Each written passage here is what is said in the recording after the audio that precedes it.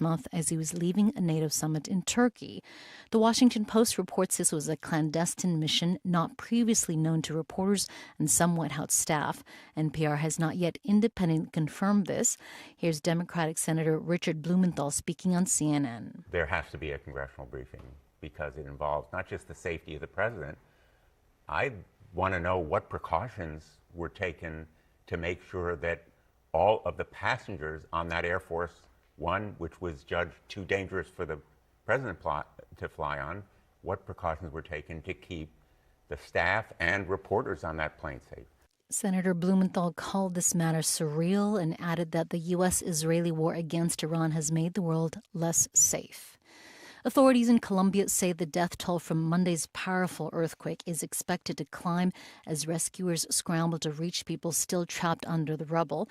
At least 130 people have died. Overnight curfews have been imposed in several cities, as NPR's Carrie Kahn reports. The hardest hit area in western Colombia includes cities in the country's coffee axis.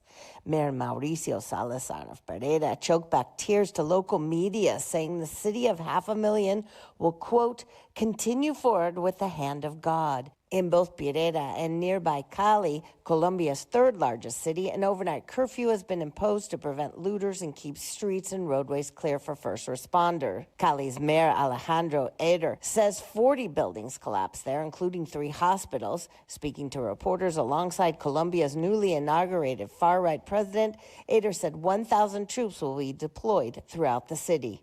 Carrie Kahn, NPR News, Rio de Janeiro. A Syrian court has sentenced deposed President Bashar al-Assad and his brother to death in absentia. NPR's Jana Roth reports. The Damascus court said it found al-Assad and his brother Maher al-Assad guilty of ordering killings, torture, and arbitrary arrest that amounted to crimes against humanity. Bashar al-Assad and his family fled to Russia as opposition fighters closed in on Damascus in December 2024. The court also sentenced to death an ex-security official and a cousin of the deposed president, Atif Najib. Najib, who was present for the trial, was a security official in Dara province, where the uprising against the regime began. Hundreds of thousands of Syrians disappeared and were believed killed by security forces in the country's 14-year-long civil war. Jane Araf, NPR News, Baghdad. And this is NPR from New York City. From the GBH Radio Newsroom in Boston, I'm Judy Ewell. Senator Ed Markey's office said a short time ago that a former U.S. Marine from Massachusetts has been released from a Russian prison. Markey said Robert Gilman is on his way home to the United States. U.S. officials told media outlets that President Putin approved a pardon for Gilman on humanitarian grounds. Markey said his office worked closely with Robert Gilman's family to secure the young man's release, and he's pleased to hear that the former Marine is on his way home to the U.S. He said while the details of Gilman's condition are not known, he's grateful that the 32-year-old can return to the United States for life-saving care. Wildland firefighters from every state in New England are currently deployed to wildfires out west. As GBH's Hannah Shinatri reports, that includes Massachusetts, as local fire crews are heading to Minnesota. More than 65,000 acres are currently burning in Minnesota, and less than half of that is contained. The Massachusetts crew will join nearly 1,000 other firefighters from across the country. Dave Celino is the chief fire warden for the state's Department of Conservation and Recreation.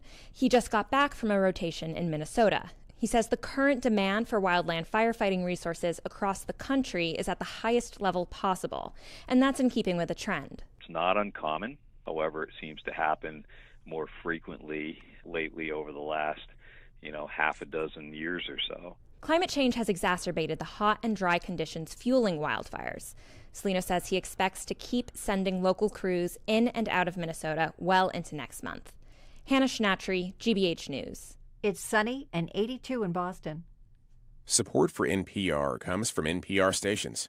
Other contributors include FJC, a foundation of donor-advised funds working to maximize the impact of charitable giving and to create customized philanthropic solutions. Learn more at fjc.org.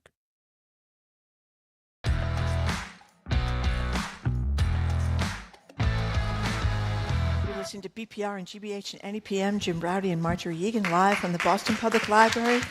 streaming at youtube.com/GBH News.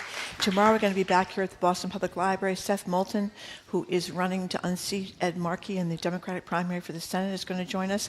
And the mayor of Boston will be with us for the August edition of Ask the Mayor. That, of course, is Michelle Wu. Good morning, Jim. Hey there. And we should say at noon today, Congressman Stephen Lynch, incumbent, being challenged by Patrick Roth in the Democratic primary, will be with us in person. And following him, a guy you probably never heard of, Thomas Dinsmore, who probably knows more about the inner workings of the BSO while they continue to struggle with this crisis after the firing of Andres Nelsons, will join us to set us all straight. Joining us now at the BPL desk for the first full hour, Massachusetts Attorney General Andrea Joy Campbell, taking our questions and your calls and texts for the August edition of Ask the AG. If you have a question for the Attorney General, you can come find our colleague Zoe, that'd be right there, in the audience at the BPL, or call or text her at 877-301-8970. Attorney General, it's nice to see you. Thanks for being here. Thank you. Hello, Attorney General. Thank you very much for coming in. So let's start with something that's got a lot of people very anxious. The elections, the fairness and the legitimacy of the elections coming up in the fall. The Bay State Banner had a kind of just disturbing story about people trying to take away voting rights, placing people on inactive voter rolls, 60,000 residents in Brockton. So what do we think, protection-wise? So this is really loud. Oh, it is really loud. Do that? Can you hear me now? Yeah. Like you okay now? You're or okay? No? You got it? I think so. Okay. So there's an echo in your ear. Shocking. Oh, I'm sorry. Maybe this Here one. comes Jamie. Is it this Jamie's one? I think this is walking better. over. I think it's that one. Oh, Jamie's coming over. Thank you. God bless you. So first of all, thank you all for having me. Thank you everyone who's here in the library. I'm grateful. So yes, we've been getting a lot of outreach with respect to election integrity, access to voter files, and a few things. One is we've worked closely with the Secretary of State, and I tell folks, regardless of how you feel about our Secretary of State, he's the longest serving in the country, and so is great when it comes to best practices. Also, as we are filing multi-state lawsuits to protect voter information and the integrity of our elections and pushing back on the Trump administration, the partnership has been a game changer. And we have won more than one lawsuit in this space to prevent the Trump administration from accessing data files or even conditioning how we do immigration and other policy changes on access to voter file information. We are continuing, of course, to work with the Secretary of State on making sure people know about voting. Early voting starts on August 22nd. We're going to put out a Know Your Rights guide on this and have specifics on what people can do to access the ballot, how they can vote early, et cetera. We're doing that in partnership with the Secretary of State. And then lastly, we are pushing back on this sort of chaos and confusion. I think in other states where I work with other AGs, they are more concerned. So you think about battleground states, about the integrity of their elections. And I was just with some of my colleagues recently with respect to some lawsuits. And we're supporting each other in these, with these concerns. So I'm not concerned here in Massachusetts. If we have anyone interfering with our elections, we will mobilize, we will fight back. We were prepared to show up in court to protect the integrity of our elections. I think what I'm most concerned about is the lack of voter turnout. I've always been concerned about that since I was on the city council in Boston. You have in certain communities, even in our gateway communities, sometimes people turning out less than 10% of the population, voting population. Even in the most recent mayor race in Boston, I think it was under 25%. Yeah. I tell folks, you want to have elected officials who will be responsive to your needs, who will listen to you, who will fight on your behalf. We need you to show up. I can't do this job without having the citizens be partners with us in this work. So if anything, I think we have to continue to do a better job of telling folks about the importance of voting, being civically engaged. And frankly, I think the Haitian TPS issue right now is a great example, a sad one and an unfortunate one, as to why people must be civically engaged. We can file all the lawsuits to protect our people, but they will hit a wall as they did with Haitian TPS status, where folks no longer have that status. And that is heart-wrenching for so many families. So who's in these positions matters, and people do have a voice, and you do have power when it comes to the ballot. So it's just a friendly reminder to get out and vote this year. Can I work backwards? Because I do want to ask you about the election stuff, but since you mentioned the TPS is one of the first examples of the pain from this is Mamdani, who's obviously on the same side you are, had to lay off a ton of Haitian employees the other day because they don't have work permits because of this action of our felonious, sex-abusing president and the Supreme Court of the United States. I know you and the governor have been urging Congress to do something, which they could do. That's it, essentially. Unless Congress acts, ultimately, when Trump's people choose to deport these people back to a country that the State Department says is unsafe to travel to for the rest of us, there's nothing else that can be done. Very little. And so we're pushing Congress because Congress does have the power to complement what Congresswoman Presley did on the House side with a bipartisan coalition to extend TPS for a few more years. Senator Markey and others have come together to try to do the same on the Senate side. That has gone nowhere, so it's really continuing to push Congress. The second is obviously the Trump administration can do something too. The Department of Homeland Security could change course. Massachusetts is the third largest Haitian population in the country. And this will affect our economy. People may not feel it now, but they will, especially in the context of elder care, healthcare service delivery, PCAs. And so we are continuing to push not just Congress, even the Trump administration still to change course here, not only for the economic impact, but also for the humanity and moral impact here. But the last piece I think is really important that we want to stress to every listener and anyone who is connected to anyone who is Haitian has that status, is to continue to reach out to my office or even the governor's administration, because we're telling folks there can still be potential relief for a constituent. Another status other if they than filed TPS. if they have filed for asylum or they have some other status they have been seeking. These are sometimes complex cases because obviously there are folks who've been here on TPS for a very long time. So there may be other relief available to them. So we're really pushing lawyers, particularly lawyers in the private bar, immigration lawyers, to step up and help us with these type of cases, particularly the ones that are more complex. One last thing about elections. You said your greatest concern was not turning out. I mean, ICE threats, even if they're not specific, obviously, are a problem. Plus, I mean, after the Supreme Court, whatever, a month or two ago, says as long as they're postmarked, mail-in ballots can be accepted after, depending on state law, Trump does another executive order to try to discourage mail-in ballots. Do you not worry that somebody who ordinarily would be a mail-in voter hears these things in the air and convinces themselves maybe I can't even vote by mail-in ballot? I think they can hear it. I think the posture and the priority of the Trump administration has been fear-mongering from the very beginning. And we have been telling folks we want to acknowledge that fear that people have. It's real. At the same time, we hope to encourage and inspire them to overcome it for the betterment of our country and most importantly for the sustainability of our democracy, and not just for us, mainly adults in this space, but for our children. I have 2 young boys, and for the generations to come, even if you don't have kids, to leave Massachusetts and this country better. And what gives me inspiration in this season, amongst that fear, when we're filing these lawsuits and they're putting targets on AG backs, is not only my children, of course, my faith, which runs very deep, and I'm praying for all of us, but also thinking about the history of black folks in this country who mobilized, forget with just fear at their door, with death threats and death at their door, to go and to vote and to ensure that I could run for Attorney General, that I could vote, and that I could, of course, have this position as Attorney General and the first black woman to serve in the role. People fought and died for that. And there was coalitions of not just black folks, a lot of folks who put their lives on the lines for some of the things that maybe we take for granted today, including our very Constitution. So that gives me inspiration. So I just encourage the listeners out there to find whatever gives you some inspiration to overcome that fear against that backdrop of fear-mongering that they are espousing against all of us. You know, the first audience question I think we should take from a text, anonymous texter. Synapse Energy Economics released a study that mass electric customers are overcharged $22 a month. What are you going to do about it? The headline in the Globe, well, let me read the first paragraph in the Globe story by Hiawatha Bray. Electricity suppliers have charged New England customers billions of dollars in excess costs over the past decade, helping to explain the surge in monthly utility bills. What are you doing about that? A lot.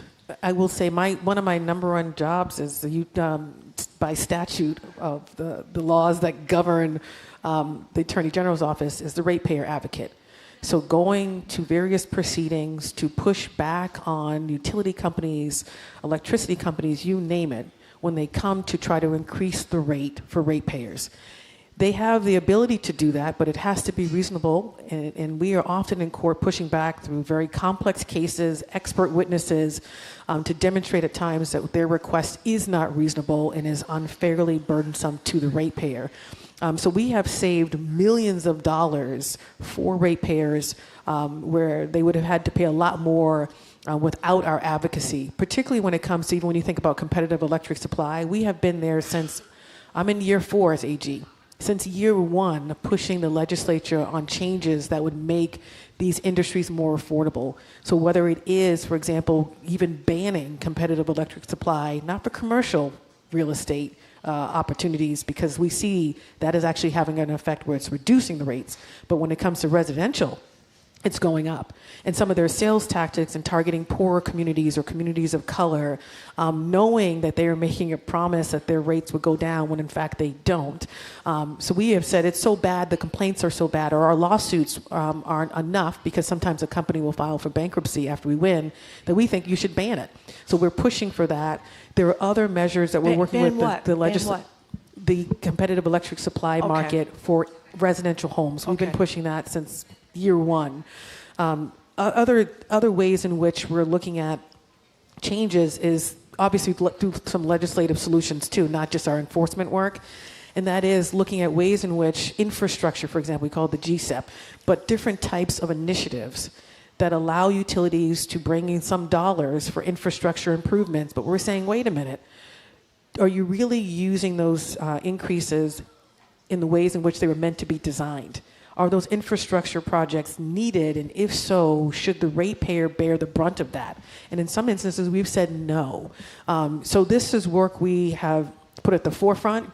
We have a lot more resources even available to people on how they can reduce their utility costs. And so I encourage folks to reach out to our office on the specifics there.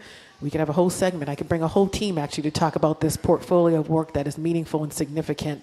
And some of it is some legislative solutions that we need fixed probably yesterday in order to continue to reduce costs for folks. But and just then so I'm clear here, this is not about what they're, correct me if I'm wrong, what they're seeking from the commission.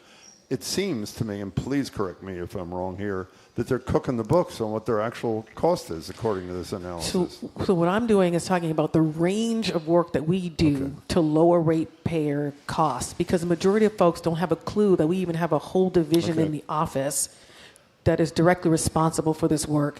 When we show up before the DPU or other hearings, this is just as important as what's in that article. And then, of course, we are, through various enforcement actions, investigating fraud, investigating all types of companies that promise a lower rate, knowing at the end, after someone's been signed the fine print, they didn't get a lower rate. And we've put out numerous reports that are particularly in the competitive electric supply market, we're seeing almost $1 billion in losses. So even with that analysis, even with those reports, some of the changes that we need to really reduce those costs are legislative solutions. And we'll continue to work with the legislature on that. Okay, thank you for that, Attorney General. Let's go to the calls, 877-301-8970. Judy in Attleboro, Julie in Attleboro, excuse me. You're on with the Attorney General. Hey. Hi, Jim and Marjorie, Hello. Attorney General.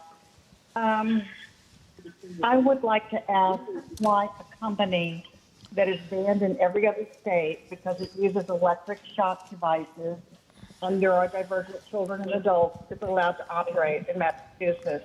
The Judge Rotenberg Educational Center recently bought a house in our neighborhood. It's a group home. And this company is the only company in the United States to use electric shock devices to regulate the behavior of children and adults with severe neurodevelopmental disabilities, including autism. It's been sued multiple times unsuccessfully. It was the subject of a Channel 5 five-part series. There have been articles in the New York Times and the Boston Globe. And I'm just astonished that Massachusetts is the only state that allows this company to operate. Every other state has banned them. My neighbors and I have contacted public officials, including your office, Attorney General, and we're interested in why this is the case, and are you willing to do something about it? Thank you, Julie. Let's hear from the Attorney General. We appreciate it. Thank you, Julie. Julie, yes. They were just correcting. Thank you. I couldn't hear her. I could only hear me. But So, Julie, if you can, I would love if you would just leave your number with us. Lauren's with me. We will follow up with you on this. We have actually been, I think, on the side that you're on when it comes to this issue generally, and we've actually lost at different stages in the courts on this very issue and the very practices that you were speaking of. And part of it is at times you have parents with children who think their children need and require this level of service. We may disagree with that, but it's very difficult to take a position sometimes that is opposite some of these parent coalition groups that see the value in this service. But I would love if you would stay on. We'll certainly follow up with you, and I promise you that, Julie, on some of the other cases involved here. It's more than just one provider per se. It's a larger policy issue that allows for certain types of services to be done in this way, even if we disagree. And this is based on the coalition of folks who have children who they think deserve, and not just deserve, who they think need this level of service. But Julie, we will follow up. I got part of what you said, not all of it, but we will certainly follow up on this particular Julie, please don't hang up. Please we will don't. take all your contact info and share it with the AG. We have a question from the library at the microphone here in the library. Steve. Hi, Steve. You, Steve? Hi, good Welcome. morning. Good morning, folks. Hi. Attorney General, good morning. Good morning. I have two questions related to nonprofits that your office oversees. And this is the nonprofit I have in mind is the Boston Symphony. To a non-legal mind such as myself, what is going on there strikes me as serious mismanagement. And at some point, your office is allowed to investigate when you determine gross mismanagement. And I'm just curious, what is the threshold for that determination? And related to that is recent revelations by the BSO staff show that the BSO management is already actively moving to be a producing organization and making the orchestra a secondary venture. Yet the management is seeking contributions to support the orchestra. When does that become misleading and fraudulent solicitations, which are forbidden under law and which your office must investigate? Sorry for such a long question. Steve, it's not long. This came up before. I think the last time I was here, Yep. and we tell folks anytime they file a complaint about anything in our office, we will look into it. I think sometimes what gets a little confusing is our charities division, nonprofit and charities division, does not have authority when it comes to, we were talking about for-profit in some of the schools. We may have authority in other places, but if it's an open matter, I can't speak to it. But we're mindful of the news that people are reading, and we encourage them to file with our office concerns they have about some institutions, including the BSO, and to send that to us, and we look into them and we take them very seriously. But Steve was asking not about, I think your first question was about the threshold. What's the criterion that you apply when looking into those things? So could you speak to that generally, not BSO related? I don't want to do that. I don't want to do that in the context of it's still too big, so I'd prefer to just follow up. Okay. And speaking of that, by the way, as we said, we have a guy who's been writing a lot about the situation at the BSO who will join us at 12:25. Well, first of all, I'll say thank you, Steve. Thank you. And the reason I'm always hesitant to be spewing out case law or anything on the radio is we look at a set of facts. We look at ways in which we might be able to approach those set of facts if there's some wrongdoing, and there's different ways in which we can do that. In the context of nonprofits, as Steve described, in the context of higher ed institutions, colleges, which we're in the midst of some things right now. So if Steve follow up, and we'll follow up with Steve. But let me just be clear. This I know you can answer. The power that you have in your charities division, one of the things you can look at is whether boards of directors on nonprofits have complied with their fiduciary obligations. Is that not correct? We can look into some of that, yes. Yeah, we can. Okay. Yes. Tom and Amesbury, you're on with the Attorney General. Thank you for calling. Hello, Tom. Welcome. Hello. How are you? Good. I am calling for the Attorney General. I hear she was just talking about electrical usage. You don't have to refer to her as she. You're talking to her directly. Yes. I'm sorry, Ms. Campbell. I am calling because I've been trying to get National Grid to give a break for off-peak rates. They do it in New York State, but not in Massachusetts. They do if you have an electrical car. I happen to have a smart electrical switch, which would allow me to take all my energy at night, particularly when it's very hot or in the winter. I can judge when I bring in electricity, but they have no way to do that. But I'm wondering why they can't be gotten to give off-peak rates like they do that for New York State residents. We got it. Let's hear. We have it. We understand, Tom. Let's hear what the Attorney General's response is. So we can look into it. I mean, right now it's actually not a bad time to do so given what's happening in the state house right now in terms of all things related to affordability, energy. There's a big bill that we are part of advocating and inserting various provisions in, working with both the House side and the Senate side. But Tom, can you actually stay on with Lauren, who's here with me? Stick around, Tom. We'll put you on and hold. We'll follow Don't go up away. on this one. Thank you. He's Thank there. you. Attorney General, if I may, Tom, say. Okay, fine. We don't do screaming out topics at the library, but thank you. No, and I hope you would come to the mic and address. No, I would hope you would come to the mic. Wait. Please don't. Please don't forcibly. Wait. Are you willing to come to the mic, say your name, talk about trans youth who are directly under attack? We have filed several lawsuits to protect health care access for trans youth and adults. We have won many of those. We're in partnership with every provider. So please, say it. Yeah, I'll talk to you directly. Yes. We've had multiple meetings with your office. I'm part of a group that was the first time your office talked to any patients or families that had lost gender-affirming care in the state. And that was not in October when this all started. This was in April, and it was only after pressuring y'all over and over again. What y'all told children who are losing life-saving care, one after another, because these hospitals are not being shown that breaking the law is going to have any consequences for them in this state. And these clinics are dropping like flies, and your office keeps telling us, wait until it gets worse. There's nothing we can do, even though attorney generals in California and New York are taking the brave and correct stance of prosecuting hospitals for discrimination and for removing life-saving care that is protected in our SHIELD law and is protected under public access. So your question for the AG is what, please?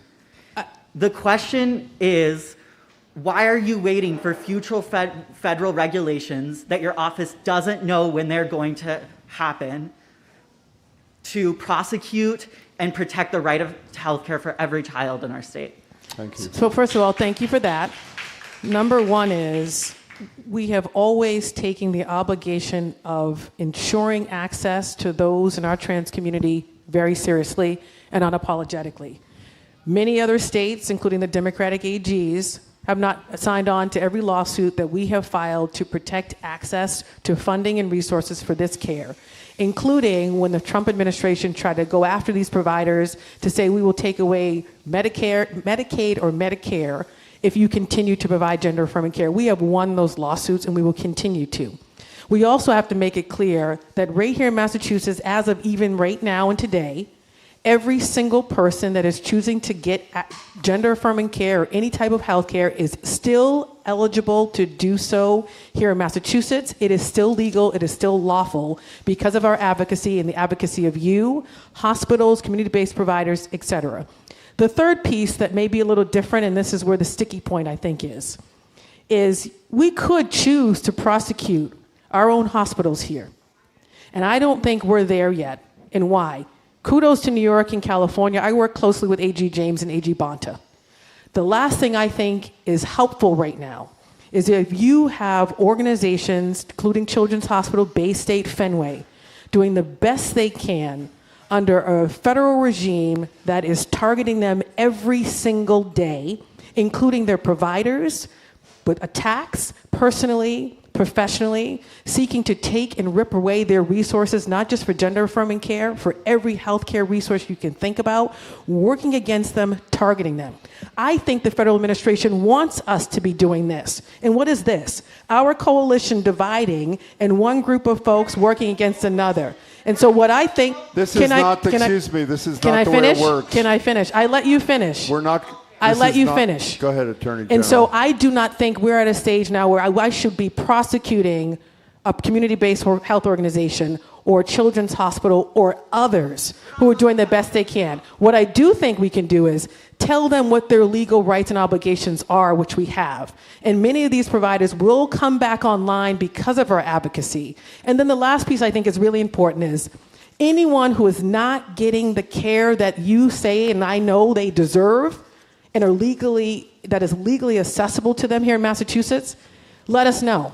Because we're not leaving any patient. We are not leaving any patient without care. We're not leaving any patient without care. So then bring those folks to us. Excuse me. Then bring those folks to us. Let the Attorney General finish, and then we'll have a conversation. No one can understand what you're... Is there more you want to say? I will say we're not leaving any child without care. And because I'm not adapting to your strategy of prosecuting our healthcare providers, we may disagree on that.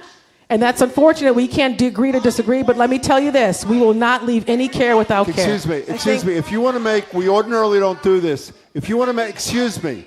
We will turn the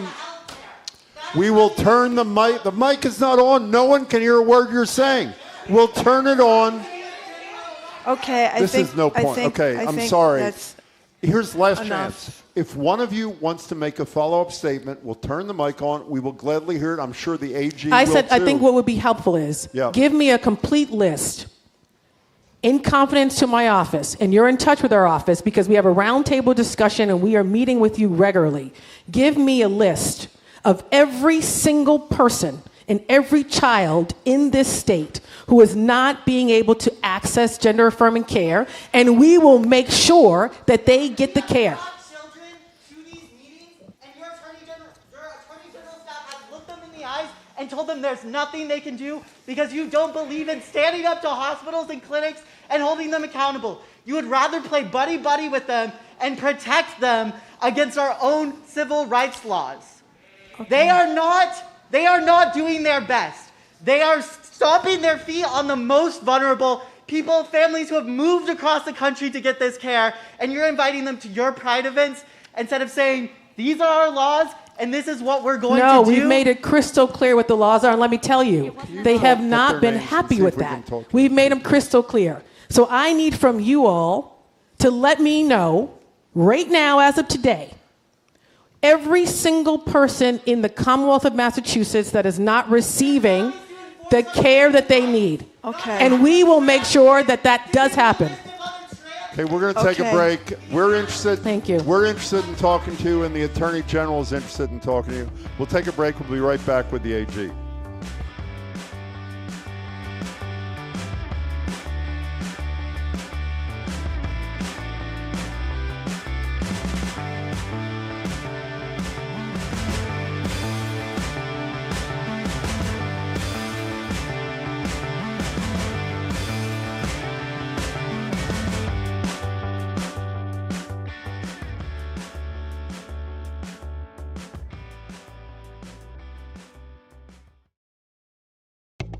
New federal student loan caps are taking effect, and some students are reconsidering where or if they can afford to go to graduate school. Because of these new restrictions, this is no longer seeming like a possibility. This battle for control is raising big questions about who should manage billions of dollars in financial aid and research funding.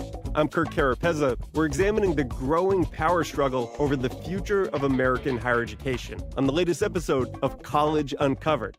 Find it wherever you get your podcasts. Support for GBH comes from you. And Boston Medical Center, regionally ranked 4th for cancer care in Massachusetts by U.S. News and World Report, dedicated to meeting patients where they're needed most for over 30 years. And the Museum of Science, from live science demonstrations to hands-on exhibits, families can explore the wonders of Earth's evolution and the frontiers of space this summer. Learn more at mos.org. And Gloucester Stage, presenting Dalloway, First Love by Lindsay Joel, a modern coming-of-age romantic comedy prequel to Virginia Woolf's beloved Mrs. Dalloway. Starts Thursday, August 13th. Tickets available at gloucesterstage.com. And Harvard Business School Baker Library, featuring an exhibit on Muriel Siebert, the first woman to buy a seat on the New York Stock Exchange, open to the public. Details at library.hbs.edu.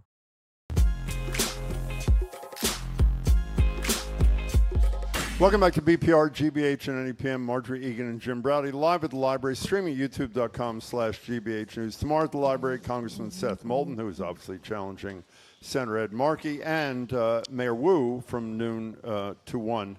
We're continuing our conversation with the Attorney General, Andrea Joy Campbell. Jamie and Sandra, two of our co-workers, took the names of the 3 individuals who were just here. We will talk to them, and you wanted to say something else about the issues they raised, Attorney General? I'm not going to pretend to stand in what their experience is as someone who is in the trans community. I know it's a community that's being targeted, especially kids. And it is life and death for folks in this community. We are fully aware of that. Hence why the lawsuits we filed against the Trump administration to protect access to care for this particular population have been so important. And we have filed many with the support of a children's hospital, a Fenway Health, Bay State, so many. We just don't think the strategy that a New York or California, and not every state has done this, is to prosecute a Fenway Health or a community-based health organization that is attempting to provide care in other ways for policy decisions they have made. We have made it clear to them that there is a legal right to gender-affirming care here in Massachusetts, and there are civil rights obligations. They are now looking to bring these services back online, but the reason they pulled back was out of real fear that they had that their Medicaid and Medicare funding would be taken away. You strip that away, maybe half the people in this library would not have access to health care. And so these are the considerations. And I do think, going back to the fear-mongering piece of the Trump administration, it is designed not just to create fear, but to create divisions in coalitions where you have that happen, where they then continue to put out policies that harm all of us. And so I will never accept or the suggestion that I don't care for young people or trans youth. I care for all of our kids. I've made that crystal clear from the beginning. It's hence why we've led the lawsuits on so many. And then the last piece that I left them with, and my team has too, is if there is anyone in this state who is not receiving gender-affirming care as legally obligated by our state, to let us know, and we will make sure that they get the care they are legally obligated to. And we have done that, obviously, with great confidence and careful how we, of course, share people's information, but we have done that. And we're still awaiting the list of folks who have not been able to receive care, Send me those folks, and we will make sure they get care, and we will continue to fight for them. We're talking to the Attorney General. She's here to answer your questions in text at 877-301-8970. Attorney General, your office just secured a $500,000 settlement with this property, Green Ocean Property Management, which apparently was illegally charging people for 250 lease renewals, $500 for a new lease. And I guess to get a residence benefit package, to get a phone number for emergency repair requests, they had to pay a monthly benefit for that too. What? Tell us. Fees. So we often say the number one issue right now is affordability. Everything is too expensive. Healthcare, you name it. And so we passed, even our junk fee regulations was designed to make sure that all costs were transparent, and where people were attaching hidden fees, we go after them. So we continue to enforce our junk fees. This was actually slightly different than junk fees. This is just in housing fees generally, where we tell folks all the time They are not obligated to pay just random fees. There's a first month's rent, a security deposit, okay, but they were charging a new lease fee, as you described, and so we were able to work with this company to reach a $500,000 settlement to give those resources back to the folks who were harmed, and to take on this company that is charging illegal fees. And we continue to do this affordability work, and remind folks that if you think you have been charged an illegal fee, to reach out to our office, and we can do something about it. Possibly. Is $500,000 enough to discourage this kind of activity? It depends on what the cases are. In some instances, given some of these egregious housing violations here, we've had other settlements that are in the millions. Mm-hmm. And sometimes are so egregious where we say it's not only the money that we're getting for restitution, we're telling certain companies you can't even operate in Massachusetts anymore because they are so egregious. So it depends on the nature of the case. But I want folks to know that we understand and hear folks loud and clear that everything is too expensive, and our job is to address affordability. We started today with Marjorie asking you about election integrity. You told us last month or the month before you couldn't speak to the merits of any of the ballot questions till the process was over. Well, the process is over. There are 9 questions on the ballot. Question 4, which is primarily being led by the Secretary of State you mentioned before, is Election Day registration. Do you support Election Day registration? Yeah, I've actually been on the record before on that one. I haven't taken positions yet, and I may or may not on all of the ballot questions. But when I was on the city council, obviously some of these issues appeared then. So whether it was expansion of public records requests, same day voter registration, I supported in the past, and I have not changed. Governor Healy said she supported question 1, which would expand public records law. The legislature and the governor support that too. I do. We're talking to Andrea Joy Campbell, Attorney General. Diane from Dorchester, thank you for calling. Hello, Diane. Hi, Diane. Hi, how are you? Good. I'll try to be brief. My brother and I took over a condominium in the Fenway a year and a half ago, and we have tried to get the contract between the management company, ourselves, and the attorney. And I have asked the trustee, the attorney for the condo, and the management company, and my lawyer has asked. We have asked no less than 9 times. How can I compel them to produce these documents? Diane from Dorchester, I like that you're from Dorchester. So can you just stay on, because this is so specific, and so I'm not sure if there's a specific role we can play, but it sounds like you have a lot of players involved here. But stay on. Lauren's here with me. If you leave your number and email, we can certainly follow up and see if this is a way for us to be helpful. Thank you. Attorney General, Springfield's getting a new courthouse. You defended this $2 billion state contract that was awarded involving this courthouse. And one of the firms involved is co-owned by Ayanna Pressley's husband, Conan Harris, and the head of the convention center, John Barros, who recused himself from the project after some people complained about it. There's a lawsuit from the losing bidders here.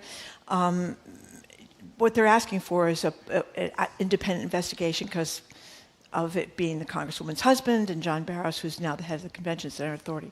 Why can't there be an independent investigation of this?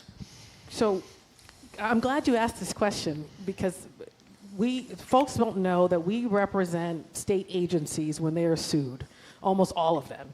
DCAM was sued for various reasons you just described. We represent them. We represented them in this matter. And frankly, I didn't know who was involved in the beginning when the procurement was taking place. Yeah. We got involved after the complaints around appearance of conflict, et cetera. When we looked into the matter with DCAM, they have followed the law. They look at the lowest bid. The lowest bid that came in was hundreds of millions of dollars. I think it was $300 million, lesser than the bid that came behind it. And so they went with that bidder as a result of that. And so now, obviously, with Barrow stepping away, people have concerns about conflict of interest. He obviously maybe thinks he has a conflict of interest. I don't know. But I'm looking at the law and the way in which DCAM handled the procurement, and by the law, they handled it according to how they were supposed to handle it legally. And I think some have suggested that because we are representing DCAM, I am somehow in favor of the bid by Conan and by John Barrows. That is total nonsense. I'm not in favor of anyone's proposal. I'm in favor of representing DCAM, and DCAM in this process went with the lowest bidder that was $300 million cheaper, which is how the procurement process works. And now they are standing by that. That may change now that obviously people who were involved in certain bids are now changing or pulling out. That may lead to a different outcome, so we'll see. But you don't even look at the conflict of interest issue? That's not part of your jurisdiction? Is that what you're saying? So right now, when we look at this, did they follow the law according to Understood. how they were supposed to? So shouldn't some outside entity look at least at that issue? I'm not sure who will be tasked with that. But that's not my lane. They're suggesting the Inspector General, obviously. That's not my lane, right? There are other ways in which conflict issues can be brought up to the state and other state agencies too. So we'll see. And I don't even know how it will play out now that you have one major part of one of the bidding teams who have pulled out.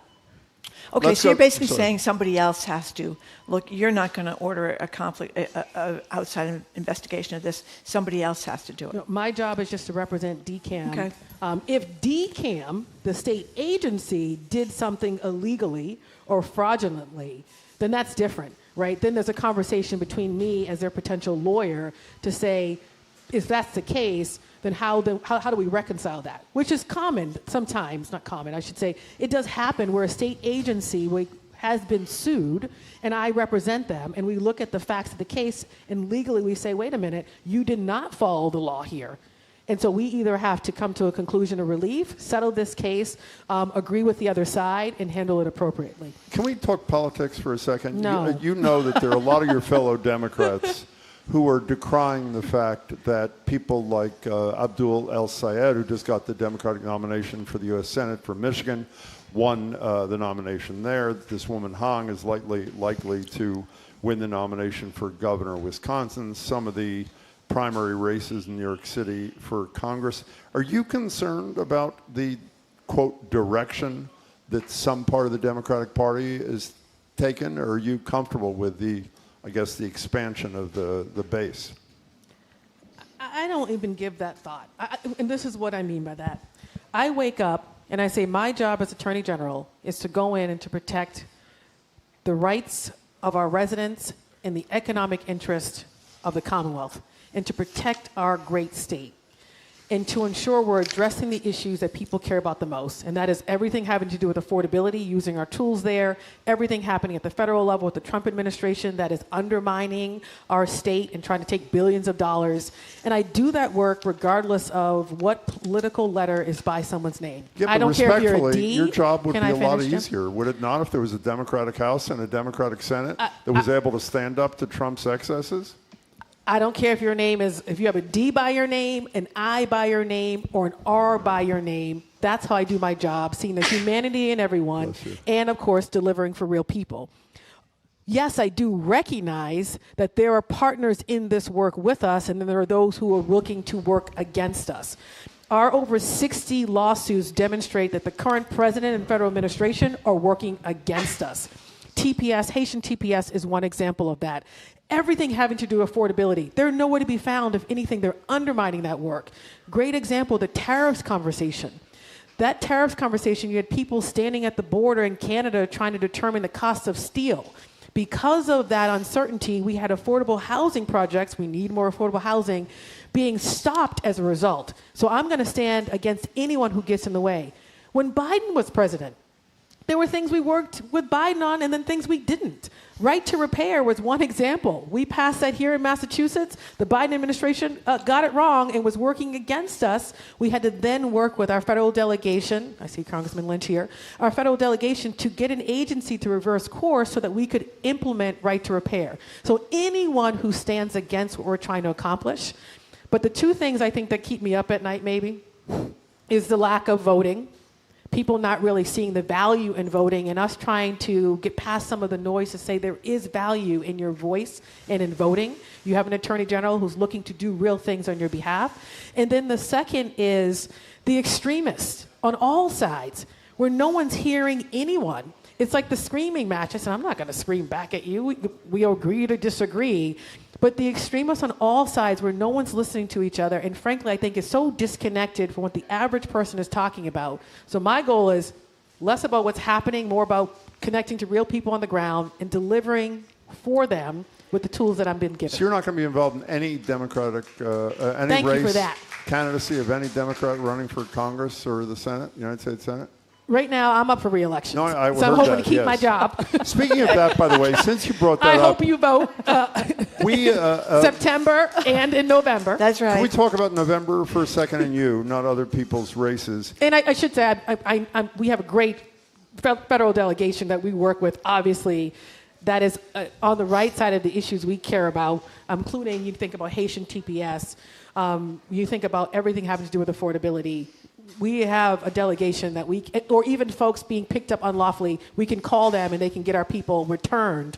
That's not the case for every AG that I work with. So for the last 20-some years that I've been doing what I'm doing, and the last 13 or so at GBH, we've made a commitment either on the radio or on my old television show that any constitutional office where there was not a debate scheduled, we would do it because we think the voters are entitled to that. Michael Walsh, who's your Republican opponent, has agreed to do a debate here. We're not invested in us doing it. We want somebody to do it. We spoke to your office a couple of weeks ago. We haven't heard yet back. Are you going to commit to debate Michael Walsh? Well, we're evaluating requests, and so we will circle back. We got yours too. Well, I don't care about Thank us. you. Are you going to agree to debate him I somewhere? will see. And why I say that is, I think right now at this stage we're asking the wrong question. What is the right question? Why is he still on the ballot? Here is someone who unlawfully and fraudulently obtained signatures to appear on the ballot. Everyone, including him and anyone on the Republican side, should be demanding that he drop out of the race. How do you run for Attorney General where you're the chief law enforcement office, an officer of the state, of the Commonwealth, and you just broke the law to get on the ballot? You know there's a felon as president of the United States. He's I'm talking entitled to about. run. You know that. I'm talking about. Okay. I didn't vote for that I understand. felon. I'm talking about this particular opponent. But he has been declared. Didn't the Ballot Law Commission rule on his candidacy and those signatures? The ballot commission threw him off, and through a technicality, he got back on through a technicality. That's it, right? But he still has yet to address that issue. But he's on the ballot. So let me just be clear. No There's one's a called. He should not be on the ballot. And if he admits to fraudulently receiving signatures to get on the ballot for Attorney General, the question you and others should be asking, including the Republicans who are running side by side with him, is why are you still on the ballot? You just broke the law to get on the ballot. Every voter should be concerned about that. So just to be clear, then I'll move on after this. Mm-hmm. If he remains on the ballot post into September, you are not committing that you will debate him before the November I'll see. election. Right now, my focus is why isn't anyone in the Republican Party calling that out and asking him to remove himself from the ballot? Well, Jim, this is trickle-down Attorney General lawlessness coming right from the top, I would say, right from What do you Todd mean? Blanche. Well, there we go. From we have Todd an Attorney Blanche. General who is advocating breaking all sorts of laws and may have broken some himself. Let's go to Liz. Well, we can't disagree with the fact that he broke the law to get on the ballot. That alone for me says you're not qualified to run for Attorney General. We got our signatures lawfully. Our volunteers mobilized. People were busy. They mobilized to make sure I had an adequate amount of signatures to appear lawfully on our ballot. Everyone should be concerned about the fact that there were several Republican candidates here in Massachusetts, forget the national, just our local state, who got on the ballot unlawfully. Some were thrown off.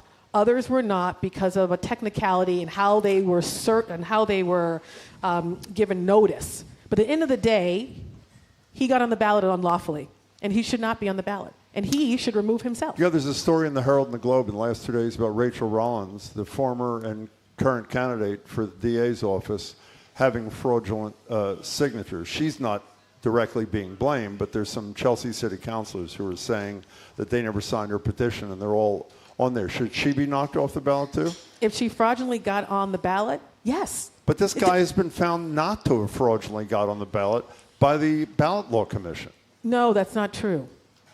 That is true. No, he was removed from the ballot, and then the court reinstated him. They reinstated him because the Massachusetts Democratic Party did not serve him properly. It was a technicality. The substance of him unlawfully and illegally getting on the ballot is the same. And that's the part that concerns me and should concern everybody. And I don't care if you're Republican, Democratic, Independent, right? We have laws in place. We expect certain people, including our president, to abide by them. We should be doing the same. That's the question for him. Let's go to Liz in Cambridge. You're on with the AG. Welcome. Liz? Hi. Liz, yeah. Hi, Liz. Hi, Liz. I'm very worried because the federal government's policy is to support fossil fuels when we can see and feel the warming of the planet with critical consequences for our children and grandchildren. Right. Why is the state letting corporations build huge buildings, including public housing, without requiring heat pumps and solar panels and other alternative energies? Well, I can't. So, first of all, Liz, I don't disagree with you. The federal government is not a partner at all on us working to address climate issues. Frankly, they're working against us even on the endangerment finding, as you are fully aware of, which we've fought and continue to fight to protect, which Massachusetts led on, which is a game changer in the whole climate conversation, that greenhouse gases do indeed lead to climate change. We're fighting for that. Excuse me, Liz. Liz, let the Attorney General answer your question, please. And I would just, in this, I'm using as an opportunity, Liz, to educate an audience, right, on some of the work we're doing to fight back. And some of it is, protecting our offshore wind industry, which would have went under completely without our lawsuits.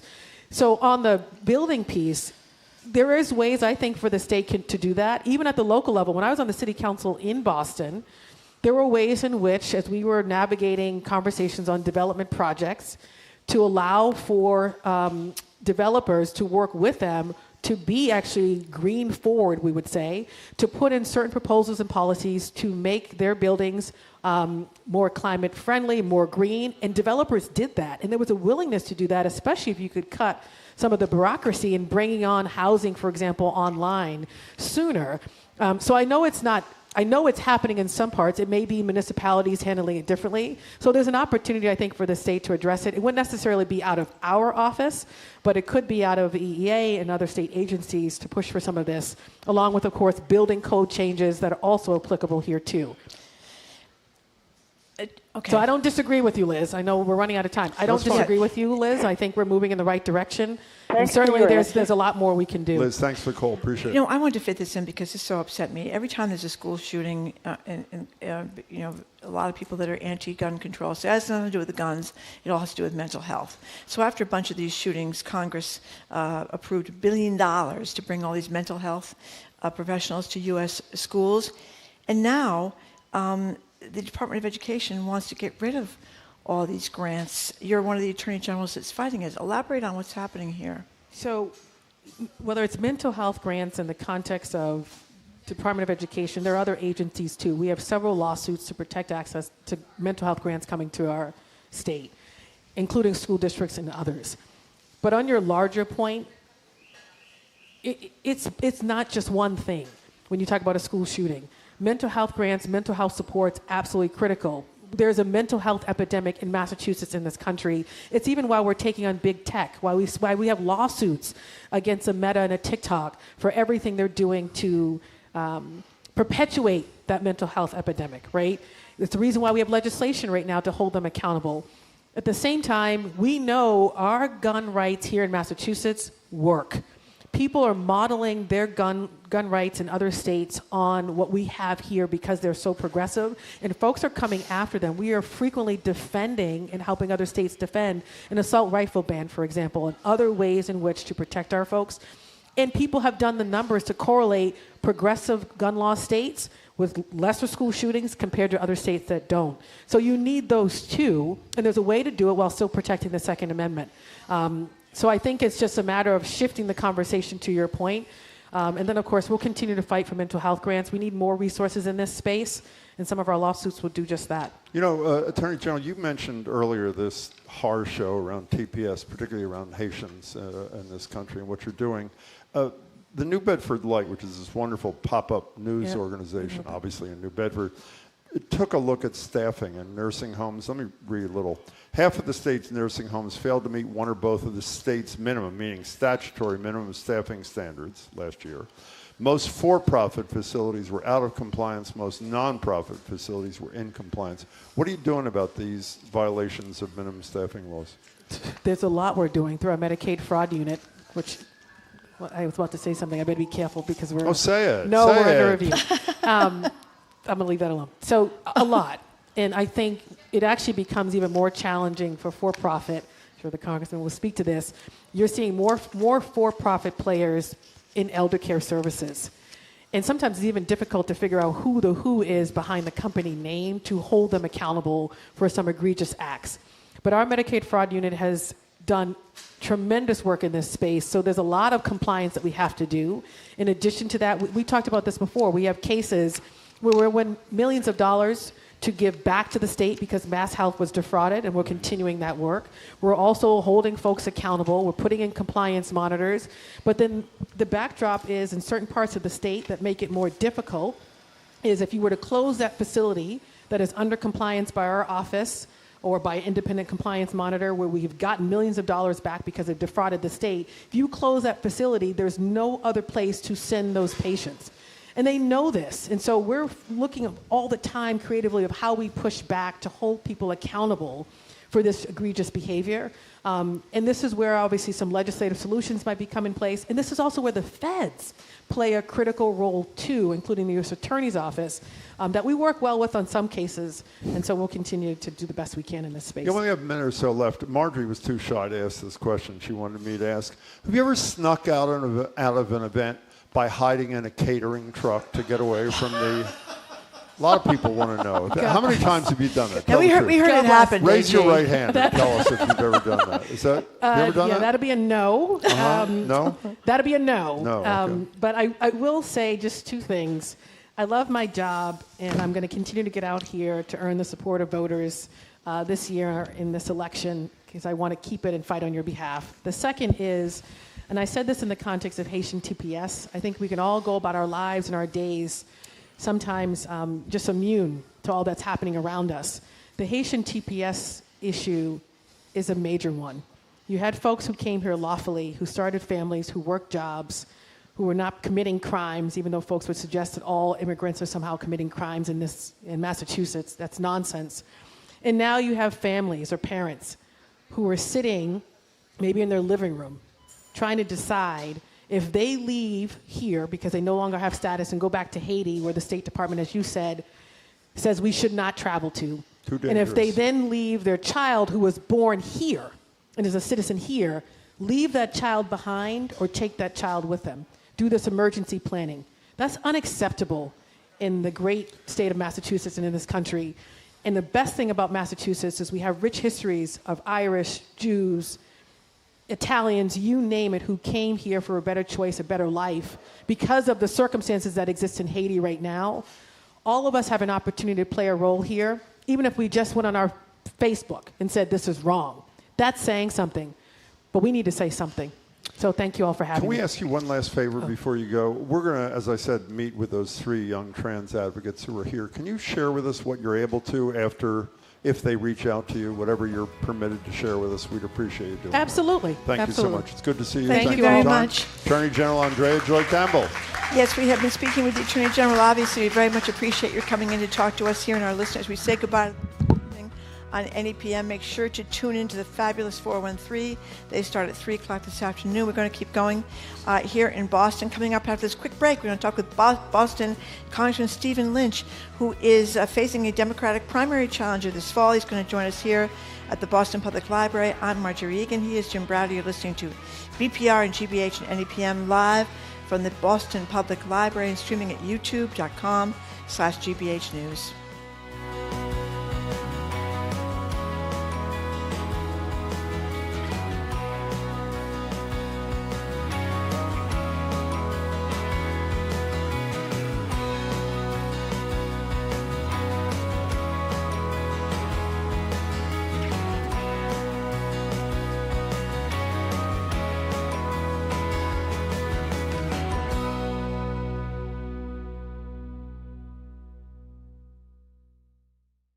This is listener-supported GBH. When you donate to our station, you join others who recognize that independent, trustworthy, and local journalism is vital in our community. Give today when you go to gbhnews.org.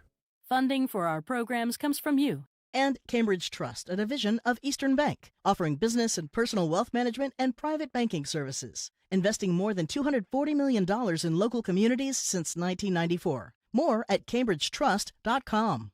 And MIT Sloan Executive Education, offering 2 to 3 day courses and executive certificates for professionals seeking cutting-edge business insights on innovation, cybersecurity, AI, and more. Info at executive.mit.edu. I'm Jared Bowen. Coming up on The Culture Show, E. Jean Carroll spent decades as a journalist, advice columnist, and TV personality. Then she took Donald Trump to court and won, twice. Filmmaker Ivy Meeropol joins us to talk about Ask E. Jean, her new documentary tracing Carroll's unconventional life, fearless public voice, and the example she has set for women willing to challenge powerful men.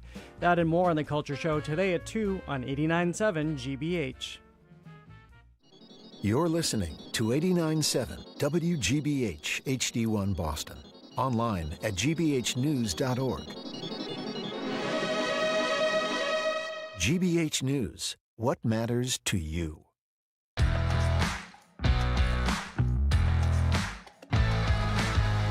Welcome back to Boston Public Radio, hour number 2. We're broadcasting live from the Boston Public Library, streaming at youtube.com/GBH News. Tomorrow, here at the Boston Public Library, we'll be joined by Seth Moulton, who, of course, is the congressman who's running against Ed Markey for Ed Markey's Senate seat. And we'll also be joined by the mayor of Boston, Michelle Wu, for the August edition of Ask the Mayor. Hello, Jim. Hello, Marjorie. We're joined now live at the library, Congressman Stephen Lynch. He's running to keep his seat representing the 8th District of Massachusetts, facing a challenge in the Democratic primary on September 1st from Patrick Roth. We recently spoke with Roth on the show. You can find that interview at youtube.com/GBH News. Congressman, it's good to see you. Good to see you as well. Thank you, Jim. Yeah, thank you very Marjorie. much. Thank you very much for coming in, Congressman. Thank you for having me. So tell people, why should they vote for you this fall?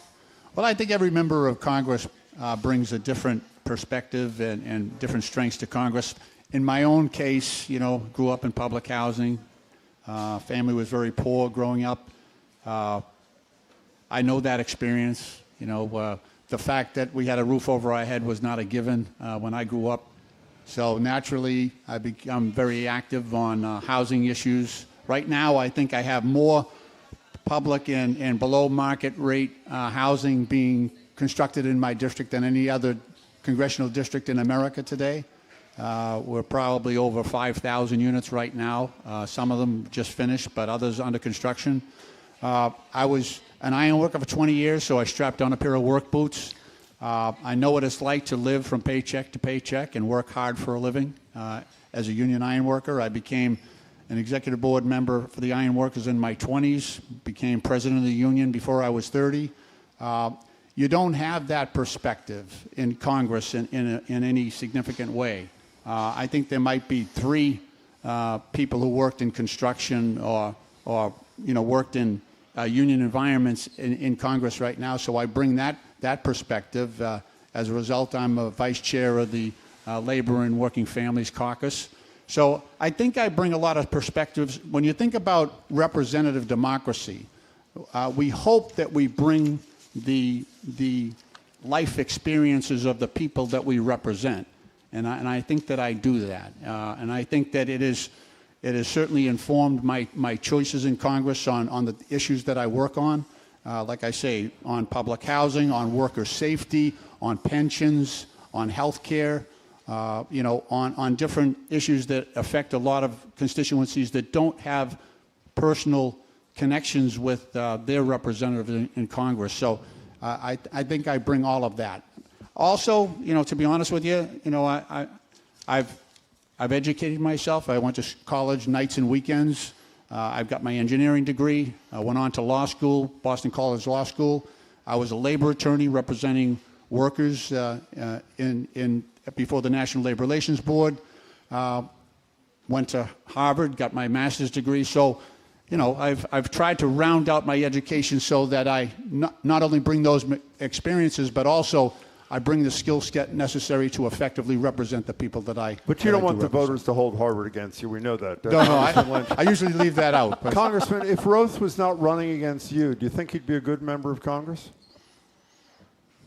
It doesn't have. Well, he comes out of private equity. That's what he was doing, advising public. Wasn't he head of Common Cause too, and he worked for Deval Patrick? Am I not right about that? Well, the last 10 years, private equity, Ropes and Gray, advising Cerberus Capital, for-profit healthcare. So what's your answer? So that's not so.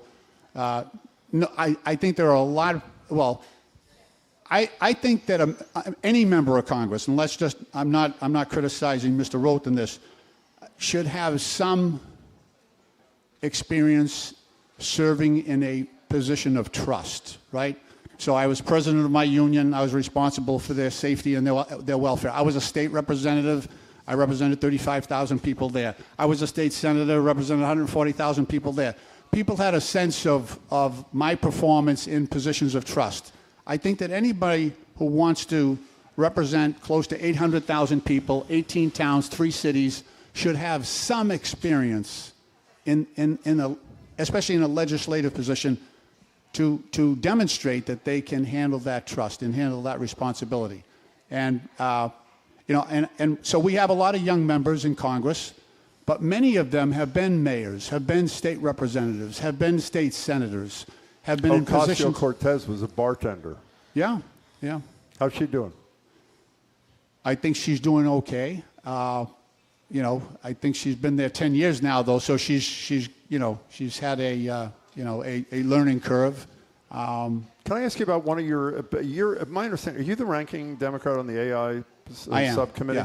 Yeah. We talk a lot about how historically Congress has no ability to catch up with the speed with which technology is advancing, particularly when it comes to worker displacement kinds of things. What's on your agenda on that committee that might reverse that trend or at least inhibit it?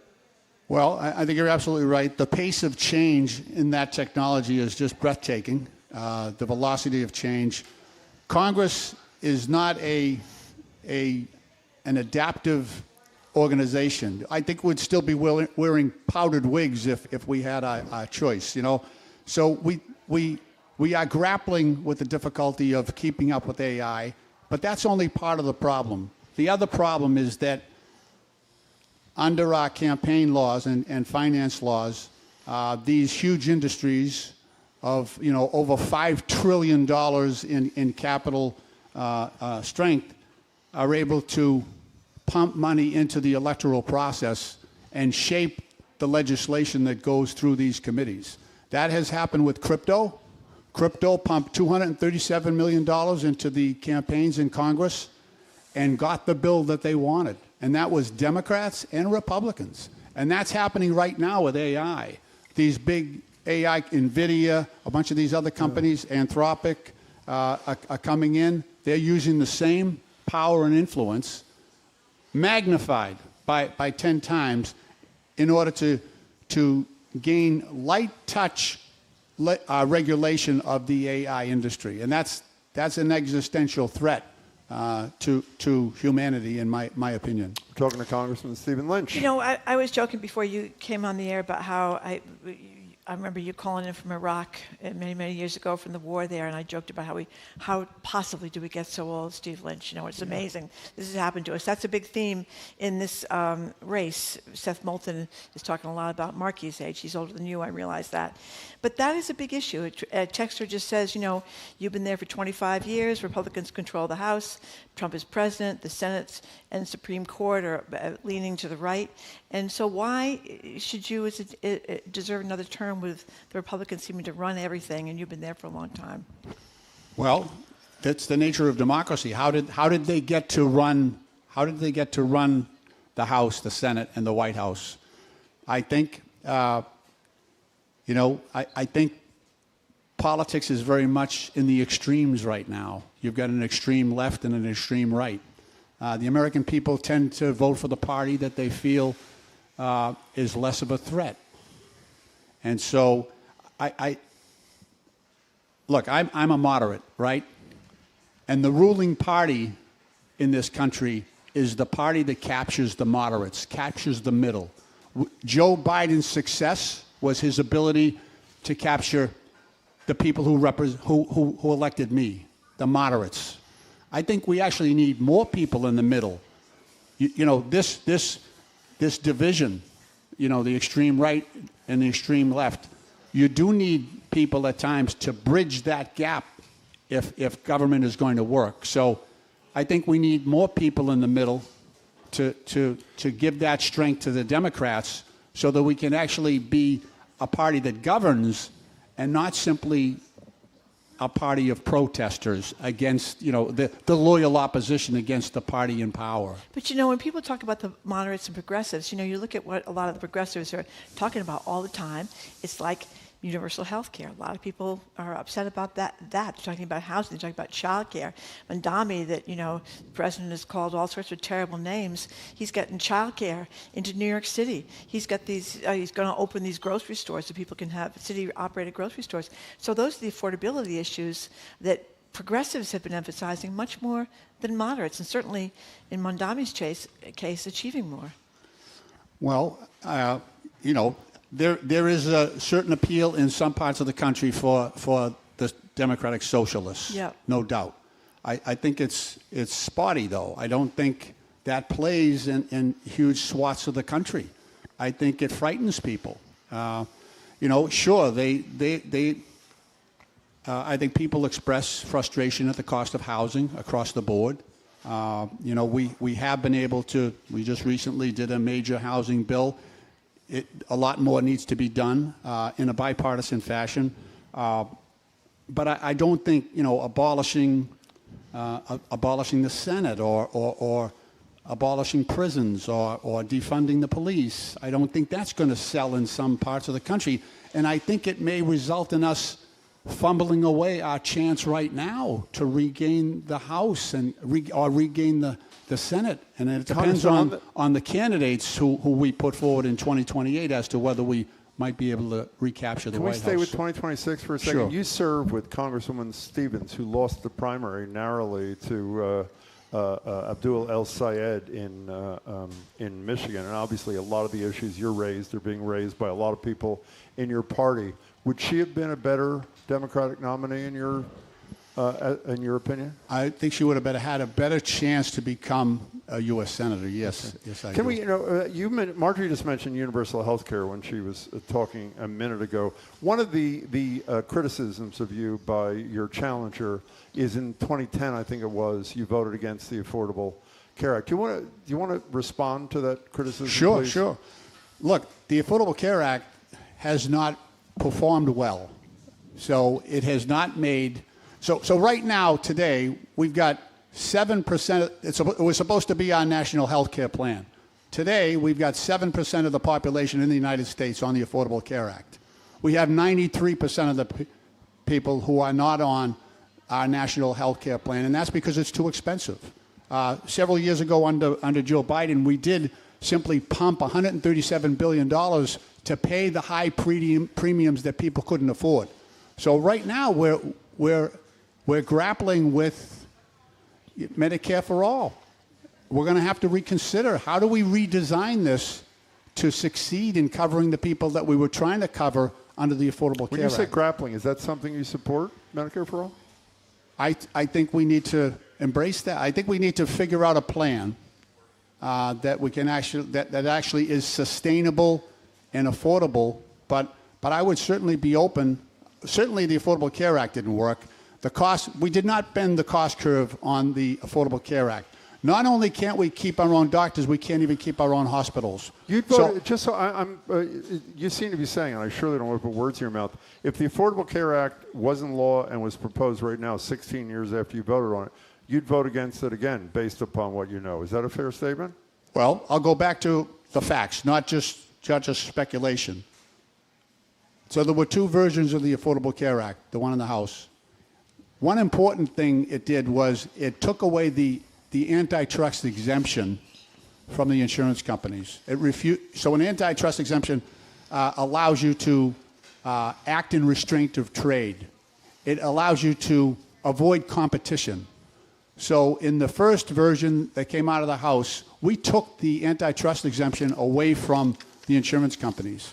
Of course, when it went over to the Senate, they put it back in. So I voted for the bill that took away the antitrust exemption And when they put it back in, and they on top of that, they put a tax on union health care plans so that the people who stood out on the picket line and fought for good health care were punished with a 54% tax on the amount of health care that they paid for that was over a certain limit. So that if that version did come up again today and didn't exist, you would oppose it again. I mean, is that fair? I'm not trying to put words in your mouth. I'm just trying to understand. Yeah, if they put a new tax on unions for having good health care, I'd vote against that. So one of the critical issue, speaking of foreign policy stuff a minute ago, correct me if I'm wrong, I hope I'm right here. You were amongst the 100-plus Democrats who voted to end aid to Israel. Am I right about that? That's correct. Yeah. Why'd you do that? Because of Netanyahu and his policies. So I'm one of the few members of Congress that's been into Gaza. That is a densely settled population there. Those people are trapped. I have described it in the past as an open-air prison, the way it's being operated right now. And to just continually pummel the civilian population there with bombs that are far in excess of what might be necessary to defend Israel is wrong. So I voted not to provide the $3 billion for military aid for Israel. And I clearly wanted to send a signal to Netanyahu that we do not support his policies. We don't support what he's doing with, he's placating the settlers in the West Bank in dispossessing, Palestinian families that have been on that land for many, many years. So, in the past, I've been a supporter of Israel when I thought they were under siege, when I thought they were under attack, when I thought they needed, as the only democracy in that area, when I thought they needed to be defended. But now they are clearly the aggressor under Netanyahu. And so I withdrew my support. Yeah. One of the things that this bill won bipartisan support in both the House and Senate, but some people have criticized your stance on the Lake and Riley Act, and people may recall the Lake and Riley Act. She was a young woman who went out for a run and was brutally murdered by a man who had entered the country illegally. So under this Lake and Riley Act, that allows the federal government to, or it requires them actually, to detain and deport anybody charged with crimes, whether they're serious crimes like murder or not such serious crimes like shoplifting, but they're charged, they're not convicted. And I think that was the part that upset a lot of people. It requires detaining them, yes, it does. Detaining and deporting them. Well, that's another step in the process, but it certainly required, Section 2 of the bill requires people to be detained when they are charged with certain crimes, including armed robbery, carjacking, serious crimes of high criminality. So, U.S. citizens are often detained when they commit a crime of that nature. You don't see people when they are charged with armed robbery or carjacking. Oftentimes, they don't make bail because there's a dangerousness hearing. And one of the factors in whether or not people are detained or released on bail is that the risk of flight, the risk that the victim may never get their day in court. So in many cases, almost always, when there's an armed robbery charge against an individual or carjacking, things of that nature, it's very tough for them to get release pending trial because of the dangerousness of their actions and also the likelihood that they may flee. That's for U.S. citizens as well. However, when you think about a person who is not lawfully present in the country, commits that type of crime, the likelihood that they may flee is exponentially higher because they would. Those are serious crimes. But it's also, maybe I'm mistaken, but it's also less serious crimes, like I mentioned before, like shoplifting. Well, on the so-called shoplifting provision was something pushed by the retailers for these, they call them, what do they call them? Not occupations, but takeovers. I'm sorry, takeovers. So a number of jurisdictions in the United States, mostly in larger cities, said they were no longer going to prosecute shoplifting. And so the Retailers Association lobbied heavily that these cases where, and a takeover is one of these cases where you see on TV where 20 kids walk into a store, 2 of them detain the clerk, the other 18 clear the shelves, and the place is empty. Did you ever do that when you were a kid in South Boston? No, Okay, never. go ahead, I'm no. sorry. They didn't have that back then. But I stole from Sears once so- when I was Go little. ahead, I'm sorry, Congressman. But anyway, By the way, so it's the that's why they lobbied, and by the way, there were some district attorneys, that said they were no longer going to prosecute those type of crimes. Our district attorney, Right, Rich Rollins, right. yep. And so the argument Former, there, the argument there on the floor was, we're going to have to address this type of situation at the federal level. I was not supportive of including that. I thought it should have been a standalone, but it was in the bill necessarily. Yeah, and I misspoke. It wasn't deport. It's just detain. It's not necessarily deport. Before you leave, same issue that we broached when you were sitting here with the Attorney General. Unlike the Attorney General's contentions about Mr. Walsh, the Republican, in the final, who she says shouldn't even be on the ballot, Patrick Roth is appropriately on the ballot. You have not had a debate. Are you going to agree to a debate with him before September 1st? We did one. Could you pull your mic up just to drop? Sorry. So we did Perfect. one candidates event, but not a debate. Wait a minute. Sorry. So it's up to the people who run the thing, not to me, as to what the format is. So we had a candidates night in Weymouth. I spoke. My opponent sent a surrogate. The surrogate spoke. I think he had a problem with his conflict on his schedule. They had a thing in the West End. I don't know if it was a candidates night or a full debate, but they scheduled it while Congress is in session. So obviously, they had the open chair. Well, if you were invited to a debate. So Thursday, the League of Women Voters, I asked the League of Women Voters, a top-notch organization, to actually, and they do a lot of great things, not just hold debates. They advocate on voting rights. They do. So they're hosting on Thursday night a debate in Weymouth, and I'll show up, and my opponent will show up, and we'll have a full debate. That's not a forum. That's up to the League of Women Voters how they run it. My question is simple, and then I'll shut up. If someone invites you and Patrick Roth to what is a debate, their choice, assuming it fits your schedule, would you say yes? Yes, I would. Yes, I would. It's great to see you, Congressman. Good to see you as well, Jim. Thank you so much. Thank you Really very much appreciate for your coming time. in. Much appreciate your time, Congressman. Thanks for your kindness. Thank you. We have been speaking with Congressman Stephen Lynch. He lives in Boston, represents the whole 8th Congressional District, which includes not only Boston, but other surrounding communities. When did we speak with Patrick Roth? A couple of weeks ago, I guess. You can find our interview on the YouTube channel. Coming up after this quick break, an update on the Boston Symphony Orchestra from an unlikely source. Thomas Dinsmore, who usually writes about the business of analytics, he has been digging into the BSO finances, and we'll hear from him with his surprising analysis. I'm Marjorie Egan. He was Jim Browder. You're listening to BPR 89.7 GBH live from the Boston Public Library, streaming at youtube.com/GBH News.